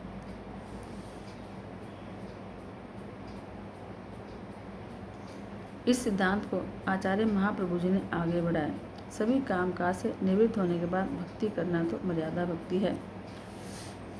सुबोधनी में महाप्रभु ने गोपियों को प्रेम संन्यास नहीं कहा है। गोपियों के पास था केवल निस्वार्थ प्रेम, उनका तो प्रेम ही संन्यास था। वस्त्र संन्यास की अपेक्षा प्रेम संन्यास उत्तम है। कृष्ण प्रेम में हृदय पिघलने पर संन्यास हो जाता है और वह बढ़ता है, तभी वह उजागर होता है और बढ़ता रहता है। सभी कर्मों का न्यास त्याग संन्यास है। ईश्वर के लिए जो जीता है वह सन्यासी है। गोपियाँ ईश्वर के लिए जीती थी तो वे प्रेम संन्यासिनी कही गई हैं। माखन चोरी लीला का यह रहस्य है कि मन माखन सा मृदु है। मन की चोरी ही माखन चोरी है। कृष्ण औरों के चित्त चुरा लेते हैं, फिर भी वे पकड़े नहीं जाते। पकड़ा जाने वाला चोर तो सामान्य चोर होता है, लेकिन कन्हैया तो अनूठा चोर है। उन्हें तो गोपियों के मन का निरोध करना था, किसी भी अन्य विषय में जाने से बचाना था। गोपी अर्थात इंद्रियां, सभी इंद्रियां हमेशा ईश्वर का चिंतन कर रही। इस हेतु से इस लीला की रचना की गई है। यशोदा ने गोपियों से कहा कि अच्छा हो तुम माखन छिपा कर रखा करो। एक गोपी बोली, माता तुम क्या बताओगी, मैं तो बड़ी हूँ, मैं बताती हूँ कि क्या हुआ। एक बार कन्हैया रास्ते में मिला तो उसने हंसते हुए कहा, कल मैं तेरे घर आऊँगा। तो मैंने सारा माखन मायके पहुँचा दिया। दूसरे दिन कन्हैया ने देखा तो घर में माखन नहीं था, तो वह आग बबूला हो गया। पल्ले में सोए मेरे बालक को चुटकी भरते हुए बोला कि तेरी माता बड़ी कंजूस है, घर में कुछ रखती नहीं है। माता घर में यदि कुछ मिलता नहीं है तो कन्हैया गुस्से से लाल पीला हो जाता है और हमारे बच्चों को रुलाता है। ईश्वर अपने आने के समय सोए हुए को जगाता है। ईश्वर कौन से रूप में आए यह कोई नहीं जानता। ईश्वर का हमेशा सम्मान करो। ईश्वर का कोई एक रूप नहीं है, वे तो बहुत से रूप धारण करते हैं। यशोदा बोली, सखिया क्यों न तुम अपने बच्चों को पीहर पहुँचा दो। एक बोली कि मैं माखन और बच्चों को पीहर रखाई थी। तो कन्हैया ने जब घर में कुछ नहीं देखा तो कहा कि जिस घर में कुछ नहीं है वह शमशान की तरह है। जिस घर में भगवान के लिए कुछ भी ना हो वह शमशान है। तो उन्होंने कहा कि इस घर को बिगाड़ दो, शमशान है, और सारा घर गंदा कर दिया। माता कन्हैया बड़ा शरारती है। यशोदा ने कहा, तुम कह रही हो शरारती है, लेकिन वह मुझसे कहता है कि उसने कुछ नहीं किया। अब बोले, रंगे हाथ पकड़ कर लाओगी तो मैं उसे सजा दूंगी। प्रभावती नाम की एक गोपी थी, बोली इसमें क्या बड़ी बात है, मैं उसको पकड़ लाऊंगी। अब कन्हैया ने सोचा कि आज तो प्रभावती के घर जाएंगे। अब सभी छिपकर प्रभावती बैठे थे और प्रभावती भी छिपकर बैठ गई। धीरे धीरे बालक घर में घुसे और कफल्लम कफल्लम बोलने लगे। कन्हैया ने छीके पर से माखन उतारा, खुद भी खाया और मित्रों को खिलाया और वानरों को दावत दी। उपकार चाहे जितना भी हो, भगवान नहीं भूलते। राम अवतार में वानरों ने वृक्षों के पत्ते खाकर मेरी सेवा की थी। अब मैं इनको माखन मिश्री खिलाऊंगा, जब तो कुछ दे नहीं पाया था। अब मनुष्य कई बार वानर जितना भी संयम नहीं कर पाता है। वानर राम सीता के सेवक हैं, वे रामफल और सीताफल नहीं खाते। यदि मानव वानर जितनी मर्यादा भी कर पाए तो बात है, वह तो वानर से भी गया बीता है। सभी ने भरपेट माखन खाया। इतने में धीरे से प्रभावती बाहर निकली। मित्रों ने देखा तो बोले, भाग कन्हैया, वे आ गई है। लेकिन कन्हैया ने कहा कि आने दो, क्या कर लेगी। अब प्रभावती ने कन्हैया को पकड़ लिया। वह बोला, अरे छोड़ दे, नहीं तो मुझे मेरी माँ मारेगी। प्रभावती बोली, कैसे छोड़ दूँ, आज तो पकड़ा है तुझे यशोदा के पास लेकर जाऊंगी। अब प्रभावती का लड़का भी इस माखन चोर मंडली का सदस्य था। उसने सोचा कि यशोदा लाला को पीटेगी।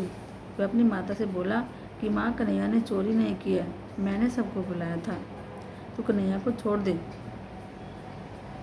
प्रभावती बोली, यशोदा वाली बात मानती नहीं है, मैं उसे दिखाती हूँ कि हम सच बोल रहे हैं। यशोदा लाला को पीटेगी तो कोई बात नहीं, लाला मेरा भी तो है। अब अभिमान के साथ साथ दुर्गुण भी आते हैं। अब प्रभावती को लग रहा था कि उसके सिवा लाला को कोई पकड़ नहीं सकता, तो उसने लाला को छोड़ा नहीं। सभी बालक रोने लगे। कन्हैया ने कहा, अरे डरते क्यों हो, मैं बड़ा मजाक करूँगा। अब प्रभावती लाला को पकड़कर जा रही थी कि रास्ते में एक वृद्ध को देखा तो घूंघट खींच लिया। तो कन्हैया ने कहा कि मेरे हाथ में दर्द हो रहा है, दूसरा हाथ पकड़ लो। प्रभावती हाथ बदलने गई तो कन्हैया ने इशारे से अपने मित्र को बुलाया और उसका हाथ पकड़वा दिया। इस तरह कन्हैया मुक्त हुआ और माता के पास आया और बोला, गोपी मुझे मारने आ रही है, मैंने इसका कुछ भी बिगाड़ा नहीं है। प्रभावती उमंग से आकर बोली कि यशोदा सुनो, तुम्हारे कन्हैया को आज मैं रंगे हाथों पकड़ कर लाई हूँ, सजा दो इसको। यशोदा ने कहा कि अरे पागल है क्या तू, किसको पकड़ कर लाई है, मेरा बेटा तो घर पर ही है। ईश्वर को खोजना है तो अपने अंदर खोजो, जो बाहर खोजता है वह दुखी होता है। अब इंद्रिया रूपी गोपी कहते हैं कि ईश्वर बाहर है, परमानंद बाहर है। यशोदा निष्काम बुद्धि ईश्वर को घर में ढूंढती है, अतः जल्दी पा लेती है। जो जीव आनंद को संसारिक विषयों में खोजता है उसकी दिशा प्रभावती जैसी होती है और सब उसका मजाक उड़ाते हैं। यशोदा बोली, देख तो सही तेरे हाथ में कौन है। अब प्रभावती ने देखा कि उसके हाथों में उसी का पुत्र है। अब सोच लिया कि पकड़ा तो कन्हैया को था, रास्ते में कुछ गड़बड़ हो गई क्या। अब प्रभावती अभिमानी है। अब ऐसी बुद्धि ईश्वर को कभी नहीं पा सकती।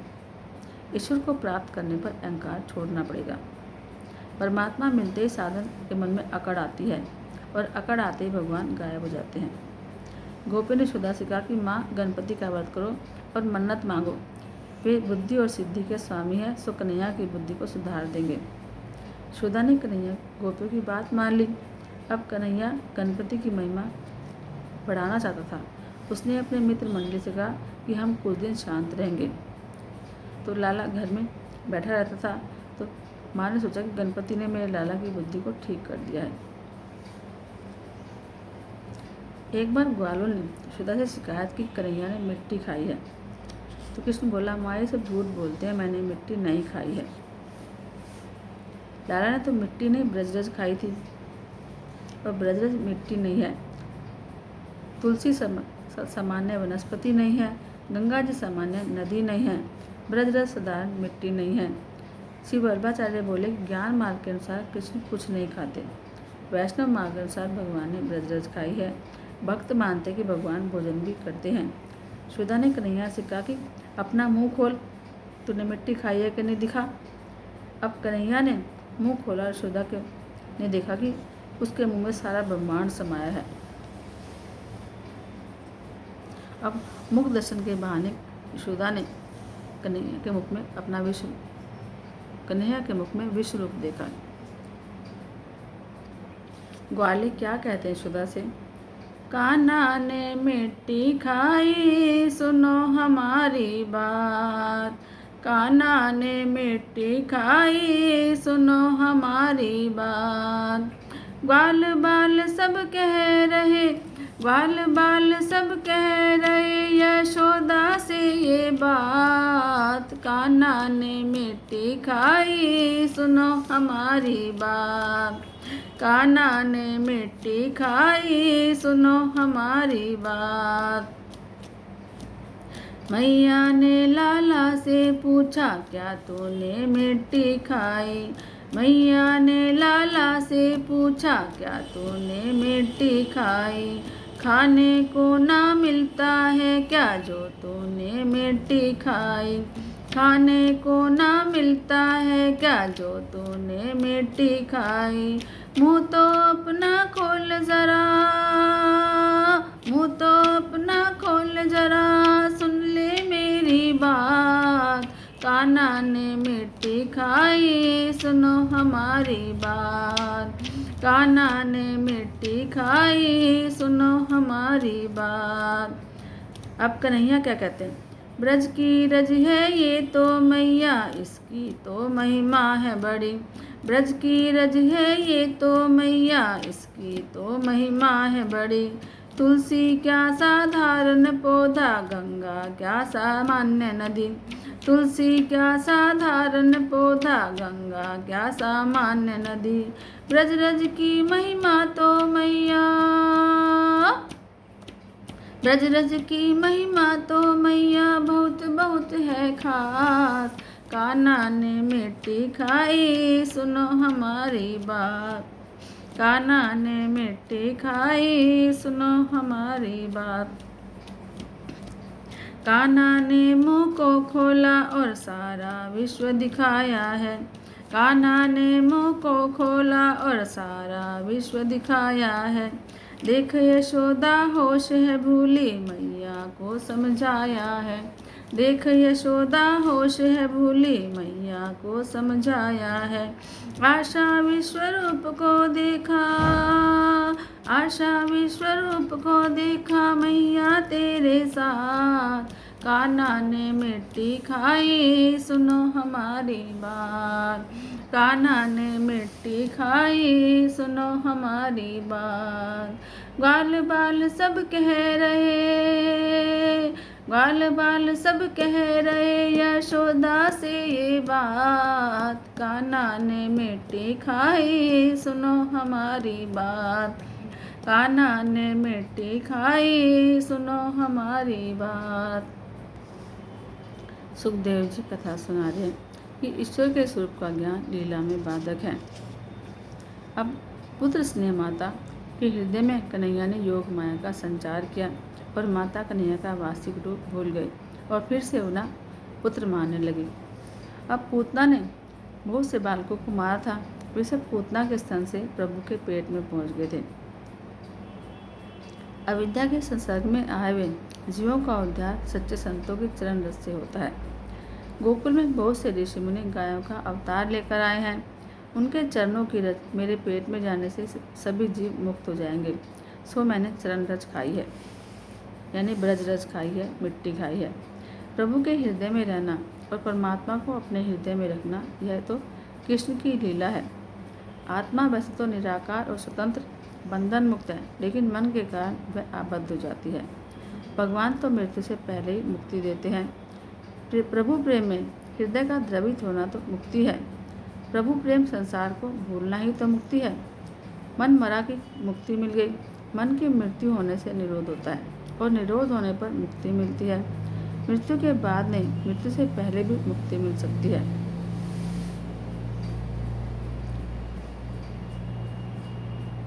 मृत्यु के बाद मुक्ति मिले या ना मिले यह कोई नहीं जानता। इसी कारण से महात्मा जीवन मुक्ति के गुण गाते हैं। यह वैसे तो देह और इंद्रियों के संबंध है, तो उनकी उपस्थिति में भी हमें मुक्ति मिलनी चाहिए। और मुक्ति के दो प्रकार हैं, विधेय मुक्ति और कैवल्य मुक्ति। पानी में रहकर भी कमल पानी से अलिप्त रहता है। ज्ञानी पुरुष भी संसार में रहते हैं, लेकिन अलिप्त भाव से। जगत देखा न जाए इस हेतु से ज्ञानी पुरुष आंखें बंद करके बैठे रहते हैं, किंतु जगत इतना शरारती है कि आंखें बंद कर लेने के बाद भी दिखाई देता है। बाहर के संसार की अपेक्षा अंदर का संस्कार अधिक बाधक है। मन में चाहे किसी को रख लो, लेकिन ध्यान में चाहे किसी को रखो, लेकिन मन में तो ईश्वर को ही रखना। जैसे नौका को रहना तो जल में ही है, लेकिन यदि जल नौका पर आ जाए तो नौका डूब जाती है। बाहर के संसार को मन में मत आने दो, इसलिए ज्ञानी लोग सतर्क रहते हैं। यह संसार स्वयं तो बाधक नहीं है, लेकिन उसका चिंतन बाधक है। ज्ञानी पुरुष शरीर को एक अवस्था के रूप में स्वीकार करते हैं। जगत में रहना भी है और रहेंगे भी। शरीर, मन और जगत में भाग नहीं सकते, लेकिन आसक्ति छोड़नी है। आसक्ति छोड़ने पर ही तो मुक्ति मिल सकती है, और मन का निरोध ही तो मुक्ति है। दसम स्कंद में निरोध लीला है। सभी सांसारिक विषयों में से मन को हटाकर ईश्वर से एक करना है। परमात्मा आनंद स्वरूप है। मन अर्ध चेतन है। मन सांसारिक विषयों के साथ एक नहीं हो सकता, क्योंकि संसार जड़ है और मन अर्ध चेतन है। सजातीय वस्तु ही एक हो सकती है। मन ईश्वर के सिवाय अन्य किसी भी वस्तु से एक हो नहीं सकता। मनुष्य चाहे कितना भी कामी हो, काम सुख के उपभोग के बाद एक बार तो उसका मन नारी देह से दूर हो जाता है। विषय भोग के बाद शीघ्र ही उत्पन्न होने वाला वैराग्य, वैराग्य ने उसका आभास है। कई बार वैराग्य आता तो है, लेकिन माया उसे टिकने नहीं देती।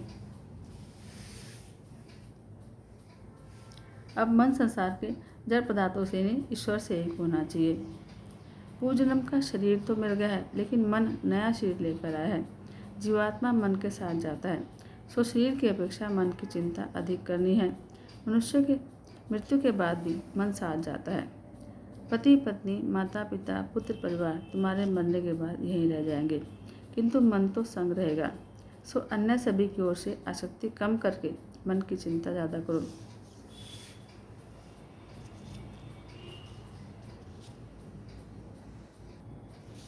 रामदास स्वामी ने भी कहा है कि हे मन, जिस भक्ति मार्ग से सज्जन लोग जाते हैं उसका तो अनुसरण करना, तभी तुम्हें साहजिक रूप से श्रीहरि मिलेंगे। संसार के निंदनीय कर्मों का त्याग किया जाए, संसार के वंदनीय कार्यों में मन एकाग्र हुआ जाए। अरे मन, तू पाप क्यों करता है? सज्जन होते हुए दुर्जन सा कार्य क्यों करता है? यदि कोई कहे कि इस लड्डू में जहर है तो क्या तुम खाओगे? इस तरह मन को कहो कि सारे विषय विषैले हैं, इनका उपभोग नहीं करना। संसार को हमेशा शंका की दृष्टि से देखो। शंकराचार्य भी कहते हैं, गुरु बनने की अपेक्षा शिष्य बनना अच्छा है।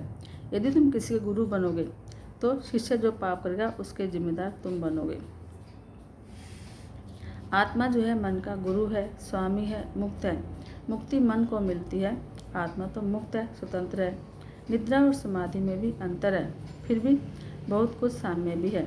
समाधि में मन सभी विषयों से निवृत्त होता है और चित्त वृत्ति का निरोध होता है। निद्रा में मन संसार को भूल जाता है और संसार भूलने पर ही नींद आती है। समाधि की अवस्था में मन पूर्णतः निर्विषय हो जाता है, अहम भाव की समाप्ति हो जाती है। श्रीमद् शंकराचार्य शिव मानस पूजा स्तोत्र में कहते हैं कि हे शंभु, तुम मेरी आत्मा हो, बुद्धि पार्वती है, प्राण आपके गण हैं, शरीर आपका मंदिर है, सभी विषय भोगों की रचना आपकी पूजा है, निद्रा समाधि है, मेरा हिलना डुलना आपकी परिक्रमा है, मेरे सभी शब्द आपके स्रोत हैं। इस तरह मेरी सारी क्रियाएं आपकी आराधना ही तो हैं और आपके आराधना रूप बने, ऐसी मेरी इच्छा है।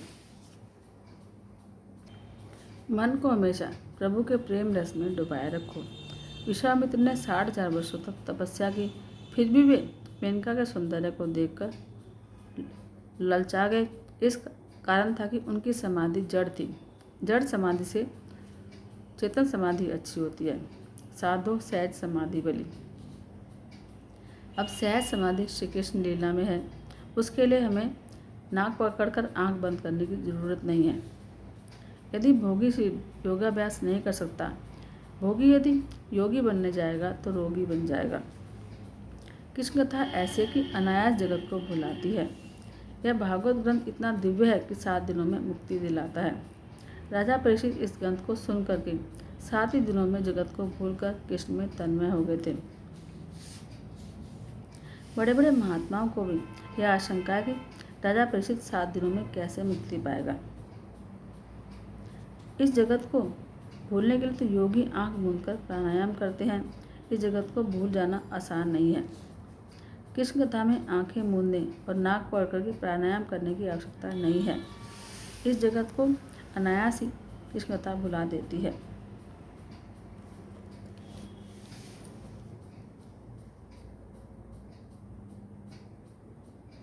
पूतना वासना आँखों में आ बस जाती है तो आँखों को श्री कृष्ण के रूप माधुरी में लगा दो और कानों को कृष्ण कथा से जोड़ लो। यदि यह संसार सुंदर है तो संसार को बनाने वाला कितना सुंदर होगा, यह विचार अगर मन में आए तो भगवान अपने आप अच्छे लगने लगते हैं। परमात्मा के किसी भी रूप में तन्मय होने पर मुक्ति मिल जाती है। श्री परमात्मा को कोई भी रूप मुक्ति देता है। शंकराचार्य कहते हैं कि भगवान के किसी भी रूप में तन्मय हो जाओ और उसी रूप में उनकी भक्ति करो, अनन्य भक्ति करो। जिस किसी रूप में आपको श्रद्धा हो उसी रूप की अनन्य भक्ति करो। जैसे कहते हैं ना कि जैसे नारी अपने पति से अनन्य प्रेम करती है, फिर भी अपने अन्य सभी कुटुंबीजनों की सेवा प्रेम से करती है, अर्थात उसका पति प्रेम तो अनन्य है लेकिन अन्य रिश्तेदारों के प्रति अंशात्मक प्रेम है। ऐसे अंशात्मक प्रेम से पति प्रेम में कुछ न्यूनता तो होती नहीं है। हमें अपने मनपसंद प्रभु रूप से उस नारी की भांति अनन्य रूप से भक्ति करनी है और साथ ही ईश्वर के अन्य रूपों को भी आदर देना है। श्री कृष्ण अनायास मुक्ति देते हैं। मुक्ति आत्मा को नहीं मन को मिलती है। आत्मा तो नित्य मुक्त है। आत्मा को कोई बंधन है ही नहीं। आत्मा तो परमात्मा का अंश है। कोई आत्मा को परमात्मा का अंश मानता है तो कोई इन दोनों को एक मानता है। कुछ लोग आत्मा परमात्मा में अंश अंशी का भाव मानते हैं। जीव ईश्वर का अंश है। जैसे घड़े में समाया हुआ आकाश और बाहर का आकाश एक ही है, फिर भी घट की उपाधि होने से अंश अंशी का भाव अलग होता है। इस पर अगर घड़ा टूट जाए तो सब एक है। यदि गुलाब के फूल की एक पंखुड़ी हम काट दें तो यह गुलाब अखंड नहीं रहेगा, कि ऐसे फूल का स्वरूप भंग हो जाएगा, लेकिन ईश्वर नित्य होने से अखंड रहेंगे। उपासना के लिए अंशी और अंश के भेद किए गए हैं लेकिन दोनों एक ही हैं। जीव जो है ईश्वर रूप है। संसार सागर जो है बिंदुओं से बनता है, सागर से बिंदु नहीं बनते। बिंदु सागर नहीं है और जीव ईश्वर का रूप है, ईश्वर का अंश है। रामानुज आचार्य आदि संतों के अनुसार परमात्मा अंश है और आत्मा अंश है। वल्लभाचार्य आदि वैष्णव आचार्य कहते हैं कि जीव अंश जैसा नहीं, अंश ही है। ईश्वर सागर है और जीव जल बिंदु है। भक्त पहले द्वैत का नाश करके अद्वैत की साधना करता है और फिर ईश्वर की सेवा करने के लिए काल्पनिक द्वैत का भाव रखता है। ये दोनों सिद्धांत सच्चे हो सकते हैं, लेकिन खंडन मंडन के पचड़ों में नहीं पड़ना चाहिए कि मन को चाहे सो मानकर आगे बढ़ो। जब तक हम सपने से जागे नहीं तो सपना सच्चा लगता है और जागने पर सपना झूठा ही लगता है। इस प्रकार हम इस माया से ढके हुए हैं। जब तक माया सत्या लगती है तब तक हमें ईश्वर से अलग होने की अनुभूति होती है और माया के छिन्न भिन्न होते ही हमें लगता है कि हम और ईश्वर एक हैं। ईश्वर अंश जीव अविनाशी, चेतन अमल सहज सुख राशि। सो माया बस भयों गुसाई, बंधो कीट मरकट की नाई। लोग कहते कि मेरा मन बिगड़ा, मेरा मन फंस गया। कोई ऐसा नहीं कहता कि मैं बिगड़ गया, मेरी आत्मा भ्रष्ट हो गई। तुलसीदास जी ने एक दृष्टांत दिया है कि वानरों को पकड़ने के लिए शिकारी ने एक युक्ति की। वन में जिस वृक्ष पर वानर थे उसके नीचे एक छोटे से मुंह वाले घड़े में वह चने भरकर रख देता था। वानर अपने दोनों हाथों से चने निकालने की कोशिश करते, लेकिन मुट्ठी में चने होने से हाथ घड़े से बाहर नहीं निकल पाता, तो वे मानते थे किसी भूत ने हाथ पकड़ रखा है। वास्तव में तो किसी ने हाथ पकड़ा नहीं था। अगर मुट्ठी खोलते तो हाथ बाहर आ जाते। संसार भी ऐसा ही है। सांसारिक विषय हैं चने और मन है वानर। और ये मन जो है ना, विषयों को अपनी मुट्ठी में बंद किए रखता है और मुट्ठी खोलता ही नहीं और कहता है कि मुझे इस जगत ने पकड़ रखा है। जीव का बंधन वानर की तरह ही है, वरना हाथ खोलने पर तो मुक्ति ही है। अपने पुत्र के घर भी पुत्र का जन्म हुआ तो बूढ़ा घर छोड़कर वृंदावन नहीं जाता या काशी नहीं जाता। पहले कहता था कि अपने पुत्र के विवाह होने पर घर छोड़ दूंगा, अब कहता है कि मेरा छोटा पुत्र मुझे जाने नहीं देता। अब काशी वृंदावन में सेवा कौन करेगा। इधर बूढ़े के पुत्र सोचते हैं कि यदि यह बूढ़ा वृंदावन चला गया तो इसकी पेंशन की रकम से हाथ धोना पड़ेगा, क्योंकि पेंशन भी वही मंगा लेगा अब, और सारी पेंशन को जो है साधु संतों में लुटा देगा। यदि यहाँ पर घर में रहेगा तो रकम घर में खर्च होगी और बाजार से साग सब्जी भी लाएगा और हमारे बच्चों की देखभाल भी करेगा। इस तरह बूढ़ा और बच्चे एक दूसरे को पकड़े रखते हैं। ये स्वार्थ है। सुर नर मुनि सब की है रीति, स्वार्थ लागे करें सब प्रीति। मन यदि विषयों में से हटकर ईश्वर का चिंतन करे तो मुक्ति मिलती है। देह का अध्यास छूटे तो वृत्ति ब्रह्माकार हो और मुक्ति मिल जाती है।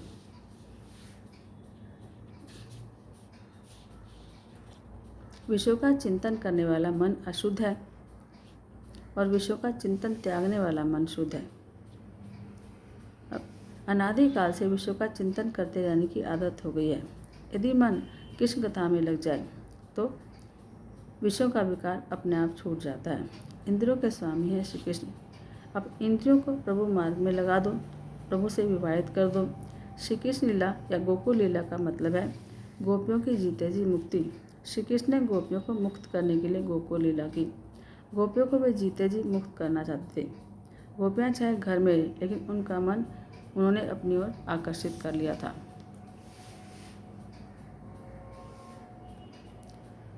किसी भी प्रकार की साधना और धारणा के बिना गोपियों के मन का श्री कृष्ण में निरोध हो गया। गोपियों ने भक्ति मार्ग का आचरण किया था। महाप्रभु कहते कि मुझे नया कुछ नहीं कहना, मैं तो गोपियों के मार्ग बताता हूँ। लौकिक रूप के लिए जितनी आसक्ति है उतनी यदि भगवान में हो जाए तो बंधन छूट जाएंगे। श्री कृष्ण का सौंदर्य ही ऐसा है कि उसे देखने के बाद जगत की याद ही नहीं आती। श्री कृष्ण कथा में इतना आनंद है कि जगत याद ही नहीं आता। अब भागवत से हमेशा भगवान से हमेशा प्रार्थना करो कि नाथ मेरे मन को सिर्फ अपनी ओर आकर्षित कर लीजिए। मन को तभी शांति मिलती है जब मन ईश्वर से विलीन होता है। वेदांती या मन को अर्धचेतन और अर्धजड़ मानते हैं। संकल्प करने से मन हजारों मील दूर जाएगा और मन का जब लय होगा, जड़ पदार्थ में ईश्वर में होगा। भगवान से कहो कि हे नाथ, मेरा मन हमेशा तुम्हारे में ही लगा रहे और इस संसार में कभी ना लगे। गोपियाँ जो है अपने मन में श्री कृष्ण को हमेशा बसाए रखकर घर गृहस्थी के व्यवहार निभाती थी। मन को मुक्त कर रखा था उन्होंने और ईश्वर के साथ बिल्कुल एकाकार थी। निवृत्ति के समय यदि मन में किसी वस्तु का विचार आए तो मान लो कि मन उसी में फंसा हुआ है। गोपियाँ तो निवृत्ति के समय श्री कृष्ण की लीला का श्रवण, कीर्तन और ध्यान करती थी। संकट के समय में जीव विश्वासघात करता है, लेकिन भगवान दौड़ते हुए आते हैं। सभी विषयों को छोड़कर मन का ईश्वर में लगाना ही मुक्ति है। दसम स्कंद की कृष्ण लीला जगत का विस्मरण और प्रभु का अखंड स्मरण कराती है। गोपियाँ सारे जगत को भूलकर सिर्फ कृष्ण को याद करती रहें, इस हेतु श्री कृष्ण की लीला है। कृष्ण लीला में मन को लगा देने से जगत बुलाया जा सकेगा। शरीर चाहे जहाँ भी हो, मन को गोकुल वृंदावन में लगाए रखो। जो मरकर जिए और जीकर मरे वही सच्चा सर है। जो मरकर जीता है वह मुक्ति पाता है। मृत्यु ही तो मुक्ति है।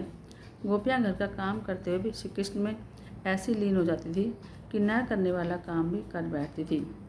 चूल्हे में लकड़ी के साथ बेलन भी जला देती थी। काल धक्के खा देकर निकाले और हमें रोते हुए संसार छोड़ना पड़े तो इससे पहले सावधान होकर खुद ही समझ बूझकर जंजाल से मुक्त होना अच्छा है। बुद्धि परमात्मा को पकड़ नहीं पाती। परमात्मा ने तो ना तो वेदों के अध्ययन से मिलते हैं, न शास्त्रों के सुनने से, न बुद्धि के चतुरता से। जिस पर वे कृपा करते हैं उसी को उसकी प्राप्ति होती है, अन्यथा जो उसे पाना चाहता है उसे वह मिलता है। परमात्मा जिसे अपना मानते हैं उसी को वे मिलते हैं।